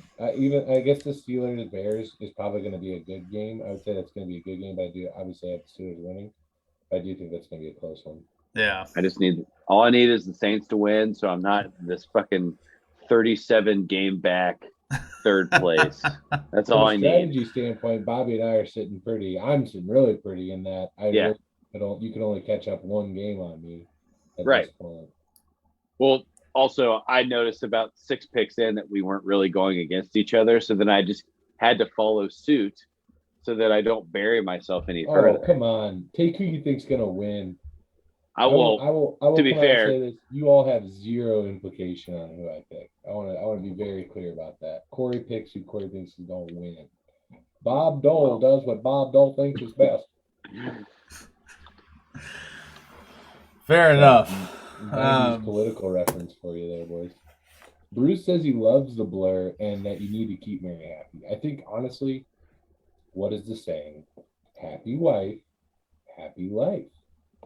There are a myriad of things that we do as significant others we wouldn't do normally. For instance, next weekend, I'm getting photos taken in a refurbished Volkswagen bus with Christmas gear everywhere. Would I ever fucking do that? No. Love my wife and family, so guess what I'm doing next Sunday on the bye week? At least she was pictures. At least she was kind enough to make sure it was on the bye week. Oh, I booked this shit, by the way, because I knew we were gonna have the pictures done, so I was like doing it on the bye week. Smart, yeah, brilliant. High IQ play right there. Brilliant. Yeah, I was supposed to work this upcoming Sunday, and I was just like, I asked the guy like, "Hey, man, the Bengals are on a bye. I'll just work your Sunday if you switch my Sunday." He's like, "Yeah, man, sure." Level 200 IQ. Excellent. There you go. There you go. I don't have to work on Sundays, so I don't have that issue. Yeah, screw you. Do we want to razz a little bit about this college football playoff? A little bit. We want to talk a little bit about that. I know Corey's been sitting there just itching. I want to say one thing before you guys get into this, because you guys ignored one of my comments on Tuesday. Oh, sorry, bud. I was really disappointed. I don't know if you guys thought I was being facetious or not. Have you guys heard the story about the punter that's kicking like 86-yard punts? No. You said he's running for the Heisman. You're right. We did ignore that. I'm sorry because I knew nothing about it. I couldn't talk to it. So tell me about it. I'm trying to find the article right now. Is he D1? Yeah, I think I want to say it's Arizona State. Bruce with a comment. Honestly, they're going to be pretty awesome pictures. You know it. And to be fair, you're absolutely right. They're going to be beautiful. They're going to be very, very San Diego State. Matt Araiza. So his average punt, I believe, on the year is over 50 yards. He had a ball that he kicked from his own end zone, and the ball finished on the opponent's 12-yard line. That is just fucking awesome. What a man. His name is it's crazy. He's their kicker and their punter. Yes, he does both. Can you give me some specs on this apparent brick shit house? Can you give me some how big is He's not a big dude. Here, let me pull it up. Sorry. I wish I was more prepared. He's like Michael Lorenzen in that his pitching arm is jacked. It's like just his kicking leg is like the size of a redwood tree. He is a left-footed kicker for what it's worth, so that makes him unique. He is 6'2", 200 pounds. That's a big fucking guy. The big boy. Punter? That's who was the punter for the Giants that was just yoked? Oh, Sean Weatherford. Yeah, who was on the that was good. Thank you, Bobby. Yeah. I knew it was something like that. Yeah, so here's a couple of just fun facts about this kicker punter extraordinaire. 54 yards a punt is his average. Renaissance man, if you will. Yeah. 57% of his punts have been inside the opponent's 20-yard line. First player in the history of college football to kick a 50-yard field goal and an 80-yard punt. In the same game. There was a man murdered on the fucking 6-yard line here for the Colts. This was just – he was absolutely – Rodgers, number 34 for the Colts, was just absolutely decimated by Williams, number 56. Also leads his team in special team tackles. Get this man on the ballot. That's amazing. He leads at 6'2", 200. He is a defensive back at that point, yes. Right? Like, that's amazing. Rich Eisen interviewed him, gave him the Gorilla Glue Toughest Player on Planet Earth award, which awarded Arezia with $1,000, and that was courtesy of Gorilla Glue themselves. He put against Air Force when they played Air Force, he put 5 punts inside the 5 of 6 punts inside the 20. One of those being an 81-yard punt from his own end zone. What a unit! What a unit! Just imagine the change in field position and like the impact that would have. What year? That's what I was just. He's a junior. Because look, Huber is very close to retiring. Imagine that man in a Bengals uniform. NFL, let's go. Let's do it. Just hitting dingers inside the 10, inside the 20. Yeah. The San Diego State coach has come out and said that he is by far their most valuable player. Yeah. That person changes that's a momentum changing player, right? Like if you could pin it inside the 20-yard line over half the time, you're always giving yourself great field position when you get the ball back. This guy leads the team in tackles. What does he just punt and then just start fucking sprinting? He just is tearing down the field. He's like, I dare you to fucking run this ball. I dare you. He has 13 seconds to get down the field because he's kicking it 70 fucking yards. Of course he's getting all these tackles. He literally cannot go to a team that plays in a dome. No. The first person he reminded me of when I saw a highlight was Daniel Sepulveda. I don't know if you guys remember this guy. Yes. Punter that the Steelers drafted. That dude could lay the wood. That dude would light people up as a punter. Yes. He wasn't kicking him 80 yards, but he could hit he was also like 6'3" or 6'4". Yeah, he's big. That dude was enormous.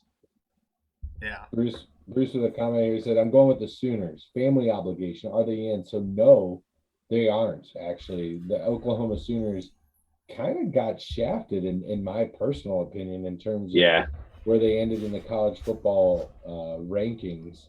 And I'm going to pull it up right now just so I don't speak put my foot in my mouth here. If you could just give me a quick second. All right, so I got them up right here, and the reason why I was surprised in the AP poll, Oklahoma coming in at 4. In the college football playoff rankings, Oklahoma came in at 8. 8. Again, Oklahoma undefeated in the Big 12 with top 25 victory over Texas. Now they have a bye this week, and they'll go and play number 12 Baylor at Baylor, followed by preseason top 25 team Iowa State, and then they end the season with their rival Oklahoma State. The Red River Shootout. No, that is the Texas game. But is it? Yeah. But what is Oklahoma and Oklahoma State then? There's a name for it. Let's look it up. Yeah, I thought that was the Red River Shootout. The Dust Bowl. Is it? I don't know. Just taking a shot in the dark here. Call it the Oregon Trail. The Bedlam series. It's Bedlam. That's right. Yeah, Bedlam. We're at Bedlam. Yeah, they always say that. I don't know what it means, but it sounds cool as fuck. Did you also know that Oklahoma State and Tulsa have a college football rivalry? I guess that makes a little bit of sense, right? Yeah, they're both. Yeah. Where is Oklahoma State? Is it in Tulsa? I don't know. That's a good question. Let's see where it is. Man, just a quick update. Jonathan Stillwater. Taylor has had absolutely massive, massive holes to run through tonight. They're in Stillwater, Ted? Yeah, Stillwater. Okay. Because normally the state school is in the capital. Right. Stillwater's got to be pretty close to Tulsa then, right? Because isn't Tulsa is it Oklahoma City? Oklahoma City. It is? Any geography majors out there? Well, this should be remedial. They're not here. It's Oklahoma City. You're 100%. Yeah. Just Tulsa just sounds right in my head. It's like Frankfurt is the capital of Kentucky, which makes no fucking sense. Right. Anybody that doesn't remember that says it's Lexington or Louisville. Lexington, yeah, it's got to be Lexington. What's the capital of South Dakota? Bismarck. That's North Dakota. Damn it. Trying to think of a hard one. Montana. Montana Billings. Is Billings. North Dakota is not Bismarck. It's South Dakota, I believe. North Dakota is Pierre or something like that. Some shit. Yeah. I don't know any of that. No, North Dakota is Bismarck. I didn't learn my capitals. Bismarck. Okay. I can say the 50 states in order, but that's about it. South Dakota is it Sioux City? Pierre. Sioux City is the biggest city. So I had him flipped. Yeah, yeah. Let's be. I really don't. Capital of Nevada. Bruce comments. Capital of Nevada is Carson City. Yeah. Rob, thanks for liking the video. Carolyn, thanks for coming in and liking the video. Yeah, sorry. Go ahead, guys. You guys are talking college football. We're talking Capitals. Real fucking exciting stuff here on Line the Game tonight. But what was I actually about to say? I don't even know. So we started going down the Oklahoma Trail. You were right about the Dakotas. You flipped them. Oh, yeah. What I was going to say is I'm going to go out on a limb here and say there's nobody fucking watching from North or South Dakota. Why aren't they the same state? Why? Explain it to me in a meaningful way. Why they are not just Dakota. I need one state. Doesn't need to be that. Furthermore, Wyoming. Why are you a state? You are simply Colorado without people. That is what Wyoming is. And that should just be also Colorado. So what are your feelings on the Carolinas? Carolinas, there's some rift there. North Carolina, bustling city. South Carolina, the same. In North Carolina, I get a little bit more of an urban vibe. South Carolina, I get a little bit more of a beach vibe. Catch my drift. Just what I'm saying. I like that your stance on Wyoming is just more Colorado. And just in case everybody missed it, this is a sports podcast, but we've gone geographical. So I would like to believe that if Corey wrote a map and he was kind of writing things out, that he knows where Wyoming is, but he just writes Colorado enormous just so he can prove his point that he knows, but Colorado is this, and then he just puts fucking Dakota, and then he puts a little jackrabbit in South Dakota. Another point. South Dakota State is I think the state of Wisconsin is a beautiful, beautiful state with beautiful, beautiful people. Milwaukee is basically another version of Cincinnati. Great German beer town, great baseball town, great fans in the city of Milwaukee. I love Wisconsin. That being said, if you're any familiar with geography of Michigan, you have the Lower Peninsula, which looks like a mitten. Then you have the Upper Peninsula, which is not connected to the Lower Peninsula. In fact, the Upper Peninsula is connected directly to the state of Wisconsin. What does it say about how big of pussies the state of Wisconsin is that they're just going to let them have it? That's what I want to know. There's an entire Great Lake in between the Lower and Upper Peninsulas of Michigan. You're pussies, Wisconsin. I'm sorry to say it. Michigan owns you, apparently, and you just let them have it. I don't understand it. I just don't. There's no explanation for me other than the fact that it is soft as fuck. Wow. Hot take, Wisconsin. Get your weight up, Wisconsin. 10 ply soft, Wisconsin. Yeah. They need to hit the weight room. Charmin soft. Oh, cheese curd soft, if you will. I never knew your. Don't bring cheese curds into this. Your strong passion for geography and its outrageousness in terms of states being states. You ever watch that show, How the States Were Made? Have you ever seen that? No. Yeah. The Ohio-Michigan one is enthralling. It's interesting. Battle of Toledo.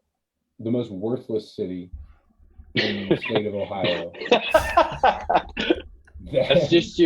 That's your last you have to think like if you're driving on 75 and you're coming from Ohio to Michigan, the last city that you go through is arguably the worst city in the state. That's not named Youngstown. Yeah, I would agree. Right. Yeah. I mean, they're kind of the whole ride through that city is this. Dude, that is exactly it. Like you're literally like jumping up and down. It's terrible. So here's a fun fact for you fellas. Carson Wentz rolling. Oh, down to the 2-yard line. Almost got in. I was making my weekly trip at that point in time from Cincinnati to Flat Rock, Michigan. So we always drove through Toledo. Well, there is always construction on that area of 75, regardless of if it needs work or not. They're always working on something in that 20-mile area. So we had to take a detour, and that detour led us through downtown Toledo. And where the person that I was riding with, their car broke down in downtown Toledo. Good. On a Thursday morning at, let's call it 10 a.m. And the first person that came to pick us up drove right by us and rolled down his window and said, "Yeah, I'm not picking you up here," and just kept on going. So we sat there. Massive goal line stand by the New York Jets. The Colts line up in a wildcat formation with Jonathan Taylor behind center in a shotgun, snap it directly to him, and they just shut it down. Absolutely shut it down. So moral of the story is if you break down in downtown Toledo, just figure a way out of it. I think you just burn your car at that point. I think that's the modus op. I think that's the but then you're on foot, which is worse. That's very true. Ooh, good point. Take turns pushing the car. Stay out of Wood County. Moral of the story is stay out of Wood County. Don't go there. Whoa. Watch yourself. Wood County is where the Bowling Green State University is. Is that so? Bowling Green and Perrysburg is in Wood County? Lucas County. Sorry, I got them mixed. My geography was incorrect. I had them flip-flopped. It's okay. I do like Perrysburg. You don't know the counties of Ohio. Yeah, I do like Perrysburg, which I know is very close to Bowling Green. It's a beautiful place. Yeah, it's a nice city. My stepbrother-in-law, that's where his family resides. They're good people. And Bruce made it with a comment. This isn't my fault. I think he's referring to the tirade that we just went on geographic. Bruce, it is 100% your fault. I just want to be clear. Yeah, you started this, and you took two people who love to go on tangents to create a new tangent about nothing sports related. Yeah, Bruce, I'm trying to keep these guys wrangled in over here, sir. Sorry. Good luck. Actually, I'm not sorry. I like this. This is what I like. I'm a cowboy. Steel horse I ride. Yeah, that's me. I'm just Bon Jovi tonight, boys. If you don't say it. All right, college football playoff rankings. I'll run through the top 10 real quick, and then we can start the mayhem. At number 1, undefeated in the SEC, absolutely curb stomping every single team they have played. UGA, the University of Georgia. At number 2, due to the fact that they've clearly sold their soul to the devil, 1 loss, Alabama. At number 3, undefeated, big win in Ann Arbor last week. Go green, go white, Michigan State. At number 4, 1 loss in overtime to Stanford on the road.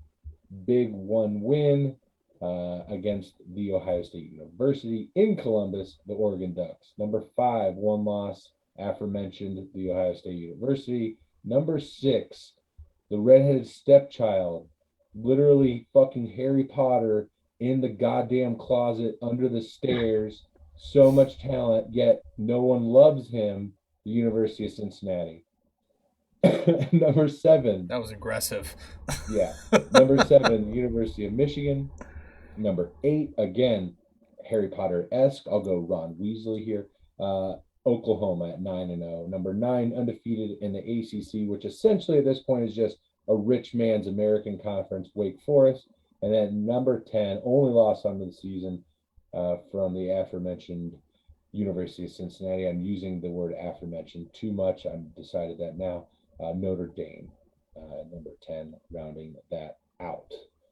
Where are they right? Where are they wrong? Hey, Bruce with a comment. I just asked if the Sooners were in or not. You're right, Bruce. That's 100% on me. I'm sorry. So, Bobby, me and Todd kind of went on this a little bit during, the World Series. Shout out Atlanta Braves, by the way. Where are you at in these rankings right now? How does it make you feel? Well, you guys know that my college football knowledge is not on par with yours. Just to begin, now with that being said, I think the biggest snub was UC, in my personal opinion. I think they have done enough to deserve a top spot. Now, I think you guys had alluded to it on Tuesday that this is all about the dollar signs. This is all about the Benjis. And that's why the rankings came out the way that they came out. With that being said, I completely disagree with that thought process in regards to the college football rankings, because I think they would get a ton of viewership from the city of Cincinnati. City of Cincinnati is extremely loyal. Just to be homer on that. That's really what I've got. I think Ohio State at 6 was fair. They've had some close games. They beat a good team in Penn State over the weekend. Close at 5, by the way. Yeah, close game. I don't think Penn State should be 5. I think they're a little high. Ohio State's 5. Ohio State's 5. Excuse me. I'm sorry. UC 6. Okay. Yeah. Regardless, I think Ohio State's good where they're at. I think UC deserves a shot. Who doesn't love to see an underdog get in there? I don't think anybody's beating Georgia. I mean, Georgia just looks too good. I mean, they outside of the first, 12 minutes of the. Well, I guess I would say with the exception of the first 2 minutes left in the second half, Florida stuck with them, and then in less than 2 minutes, Georgia scored 3 touchdowns and went into halftime up 24. 6 minutes of football. Right. Georgia just looks unbeatable. They're just extremely dominant. So that's what I have. In my opinion, I think they got Georgia right. I think they're the unanimous number 1 in the AP poll as well for a reason. The issue that I have is with Alabama and with Oregon being there when you have 2 undefeated teams that both have wins in the top 25. That's my main issue. You have 2 undefeated teams that have gone and beaten teams that are ranked in the top 25 right now. Not right now. They were ranked in the top 25 when they played them. UC has a win in a top 25 team, rather a top 10 team in the college football rankings, a top 8 team in the top AP poll. So, in my opinion, Georgia at number 1. I would say in no particular order, 2 through 4 should be Oklahoma, Michigan State, and UC. Correct. I would probably put it in that order right now. That just makes the most sense to me.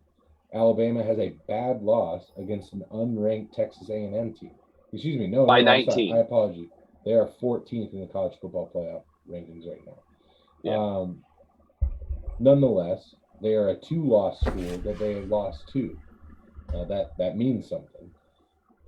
Their resume is not as good as Notre Dame, for instance, or as good as maybe it's better than Texas, but nonetheless, which is the team that in the top 25 that Oklahoma beat, which is why I referenced them. So that would be my top 4 currently. After that, I would have 5 Oregon, I would have 6 Ohio State, 7 Michigan. So that would be my top. And then I would probably have Alabama coming in at number 8, honestly, because they took a loss at the beginning of the season. I was like, oh, Alabama, Georgia, that's going to be an amazing undefeated matchup, but they lost.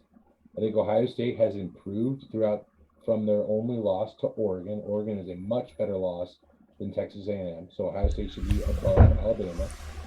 Michigan's only loss is to the number 3 team in the country, Michigan State. Michigan should be above Alabama. And who am I missing here? Oregon. Oregon, you could argue that one. You could argue that Alabama should be ranked above Oregon, in my opinion. That would be the only one that I'm accepting. Other than that, everybody else in the top 8 should be above Alabama. Yeah, I think I'm just going to stick to my guns that I mentioned on Tuesday. Money makes an impact on the people selecting the college football playoffs. There's a really good article from a senior writer for ESPN specifically about Cincinnati being snubbed from this. And she alluded to that multiple times as well, is that Cincinnati doesn't have the ticket, the high ticket, the hot item. Like Alabama has Bryce Young, who more than likely right now is the Heisman winner, right? He's the projected Heisman winner.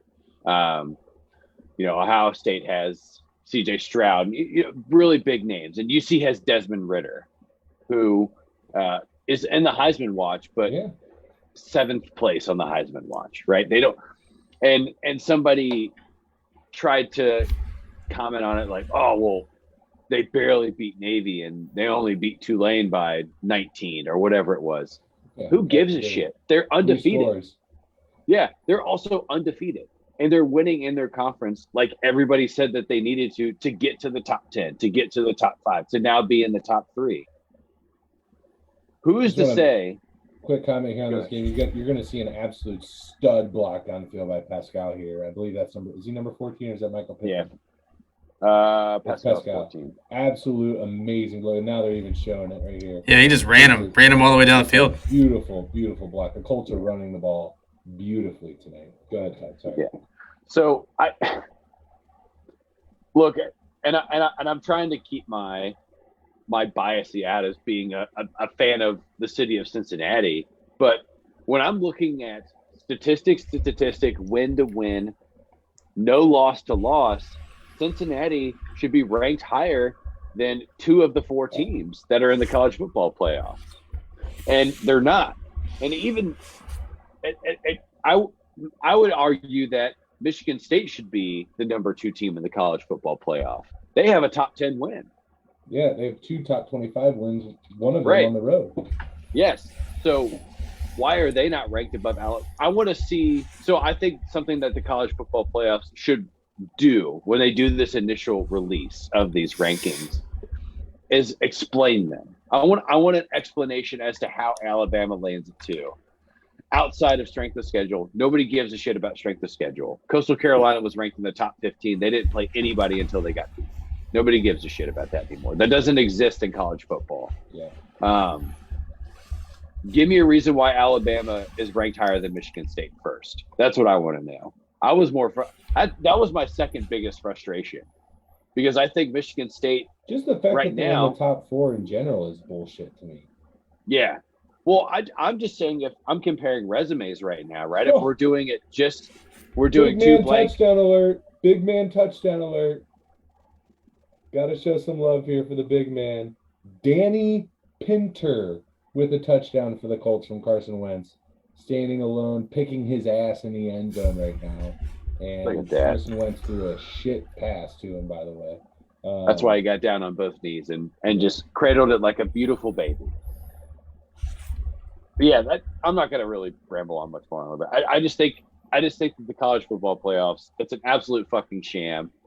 Make it 8 teams, make it fair, and make it worth my while, rather than just making my blood boil as I continue to read articles. And people, I'm not alone in this and how frustrated I am. There are people who are saying, hey, let's just start roasting and emailing all the people on the college football playoff committee and asking them to explain this ranking.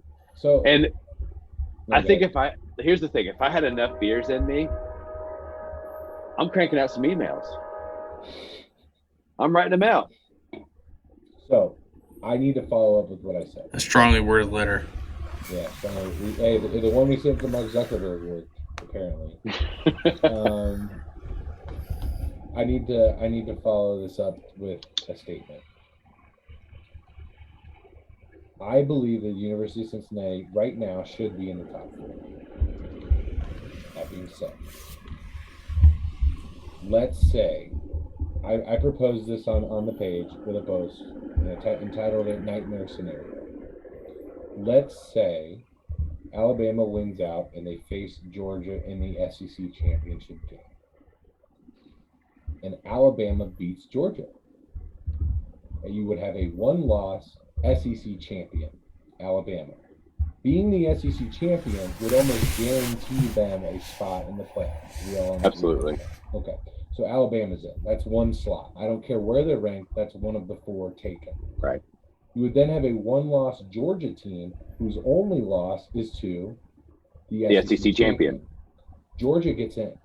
They've been number 1 all year. If they go undefeated, they get to the SEC, and they only lose in the SEC championship game to Alabama. Georgia's getting it.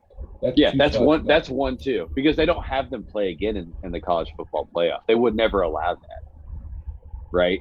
Well, more than likely, right. That would be the situation. Yeah. So again, regardless of where you would rank them, those are the 1, 2. Okay, so we have that established. Let's say Oklahoma wins out. Again, they have a bye week, then they play Baylor, then Iowa State, and then they finish off the year with Oklahoma State, who only has 1 loss. They are currently ranked 11. If Oklahoma runs the table, if they beat out 2 top-ranked teams and then win the Big 12 championship game, which would more than likely be, let me just go ahead and scroll through here, see if I can find a Big 12 team. I want to say it might be Texas. Either way, let's just say, hypothetically speaking, they run the table and win out. Oklahoma gets in. Undefeated Big 12 champ, they get in. There's no question about that. They should get it. That's a great resume. There's 3 slots gone. So then you have a nightmare where you have 3 of the slots taken up. You have a potential Big 10 champion, an ACC champion, and a Pac-12 champion, all in front of the University of Cincinnati. Let's say Wake Forest wins out. You could make an argument that UC has a better resume than Wake Forest. Wake Forest has not played a ranked team yet at all. The only ranked opponent left is NC State, final game of the year, prior to the ACC championship game, which I don't know who they're going to play on. Oregon. I don't believe Oregon really has any tests coming up as well. Let's look at their record real quick, let's look at their schedule real quick as to who they are playing.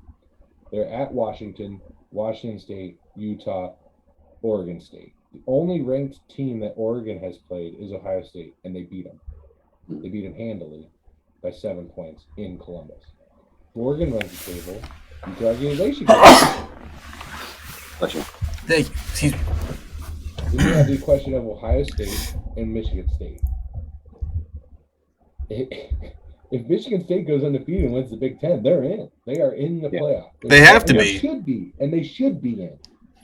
So while I want the University of Cincinnati to get in, I don't think they will at this point, based on what we have going on. Now, there can be chaos, right? Oklahoma can drop a game. Oregon can drop a game.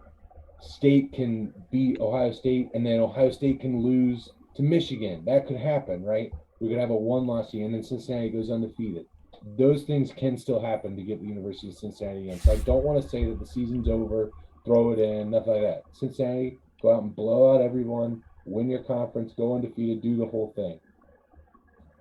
But there are a lot of situations where the odds are against them to get out. The cards are not stacked in their deck. And it's not a money thing anymore at that point, in my opinion. It's not. It's just a better resume in those situations.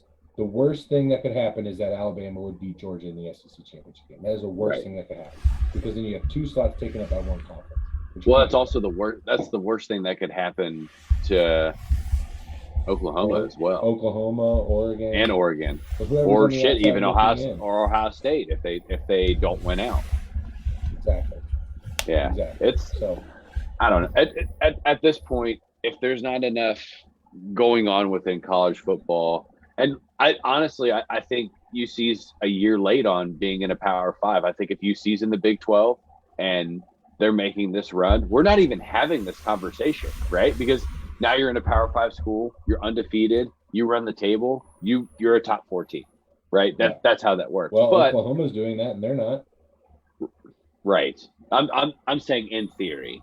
Sure. That's how that works. But Oh, I don't know. Oh, if you got Jonathan Taylor on your fantasy team, boy, go buy a lottery ticket. Homie just busted out an 80-yard touchdown run.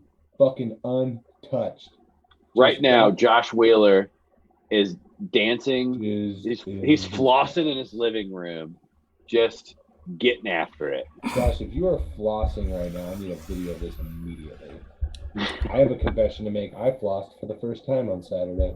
I'm going to throw that out there and let you guys chew on that for a little bit. How'd it feel? I didn't know I could floss. I didn't know I had that ability to do. It's a weird dance, but I did it, and it felt nice. Yeah, I have a lot of young nieces and nephews. Are you a floss machine? Are you like an oral? I'm going to call you Oral B. Yeah, look. I can call me Colgate, call me Oral B. I have 2 nephews that play a lot of Fortnite, or did play a lot of Fortnite. So that was a very popular part of Fortnite for a while. And last year on Christmas, they said, Uncle Todd, we're going to teach you how to floss. And by the end of Christmas, you're going to know exactly how to. Damn it, they were right. Damn it, they nailed it. You get enough Celsius in me, I'm flossing. I can't wait to see this. Yeah. Josh with a comment saying that he can't floss, but yes, he is in his living room. Can't or won't? Yeah, I mean, 2 very different things. Because it sounds like a won't situation, I'm not a go can't with a situation. Joe Dirt quote here. You can't have no in your heart, Josh. You can't have no in your heart. I thought maybe you were going to say that's why they named you Joe Dirt instead of Nunamaker. Oh, I guess that would apply. No, it's not applicable. I just think that's a good part of it. That's my favorite quote. Dig it. That would apply. Yeah, that one. That's true. Sometimes I like to say dear Tay. Don't you have to do it? Beautiful. Absolutely beautiful. We got 6:02 left in the third. Just love that we can work a Joe Dirt reference into a sports I podcast. try and reference Joe Dirt probably 3 times a month. Whenever my boss sends me something and I just like agree with what he's saying, or like it's a cool thing that I'm sending back, I literally just send him a picture of Joe Dirt doing this. That's my response. Very professional. I like that the boss to associate answer is always in a meme or a GIF.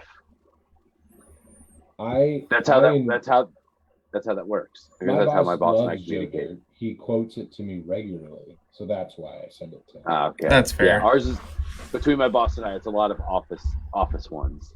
So if there's like so if there's like a weird scenario that pops up, there's a really good date mic meme that I can just send to him, and it provides a little comedic relief. And that's how we communicate. Nice to meet me. How would you like yours in the morning? Oh my God. My favorite one is the no! Please God, no! I like when trade news is happening and you send it, oh my God, it's happening, everybody stay calm. Yeah. That's good too, yeah. Great one. Absolutely. Yeah. Josh said he can't floss well. How about that? Not my dance move on that run. What is your dance move, Josh? I want to know that before we're getting. I could see Josh. Yeah, I project Josh Wheeler being able to perform an above average stanky leg. Stanky leg. Oh my God, that is. Amazing. I got him more as a sprinkler. A sprinkler guy. Can't go wrong there.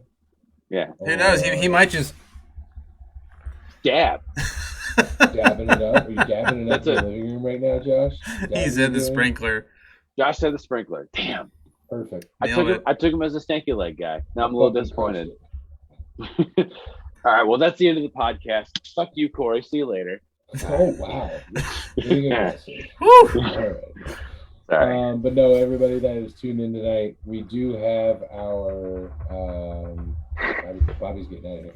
We do have the Venmo and PayPal up in the description. We are still raising money for the Covenant House, Michigan. If you feel like you can give $1, $4, $5, $7 million, whatever you feel comfortable with, to help displace youth in the state of Michigan, it would be greatly appreciated. We are still working to raise funds for that. But yeah, everybody that's tuned in tonight, it was a lot of fun. We got a little silly and wouldn't have it any other way. So appreciate you guys hanging out with the geography lesson. What else did we rant about?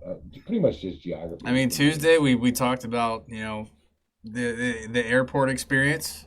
Today we've spoken about geography. I'm not gonna poke an open wound, but Delta Corey can fly. He's not a risk.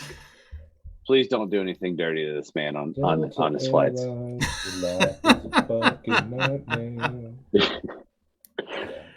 Josh Wheeler came back and said, "I can, however, stanky pretty well." That's on the wedding dance floors. Oh, shit! So not 100% wrong, Todd. All right. Well, now I can sleep a little bit better tonight, knowing that he can. Yeah, I was gonna have to just stew over it for hours on end, but now I'll be able to rest easy. Jets. Elijah Moore with his second tutty.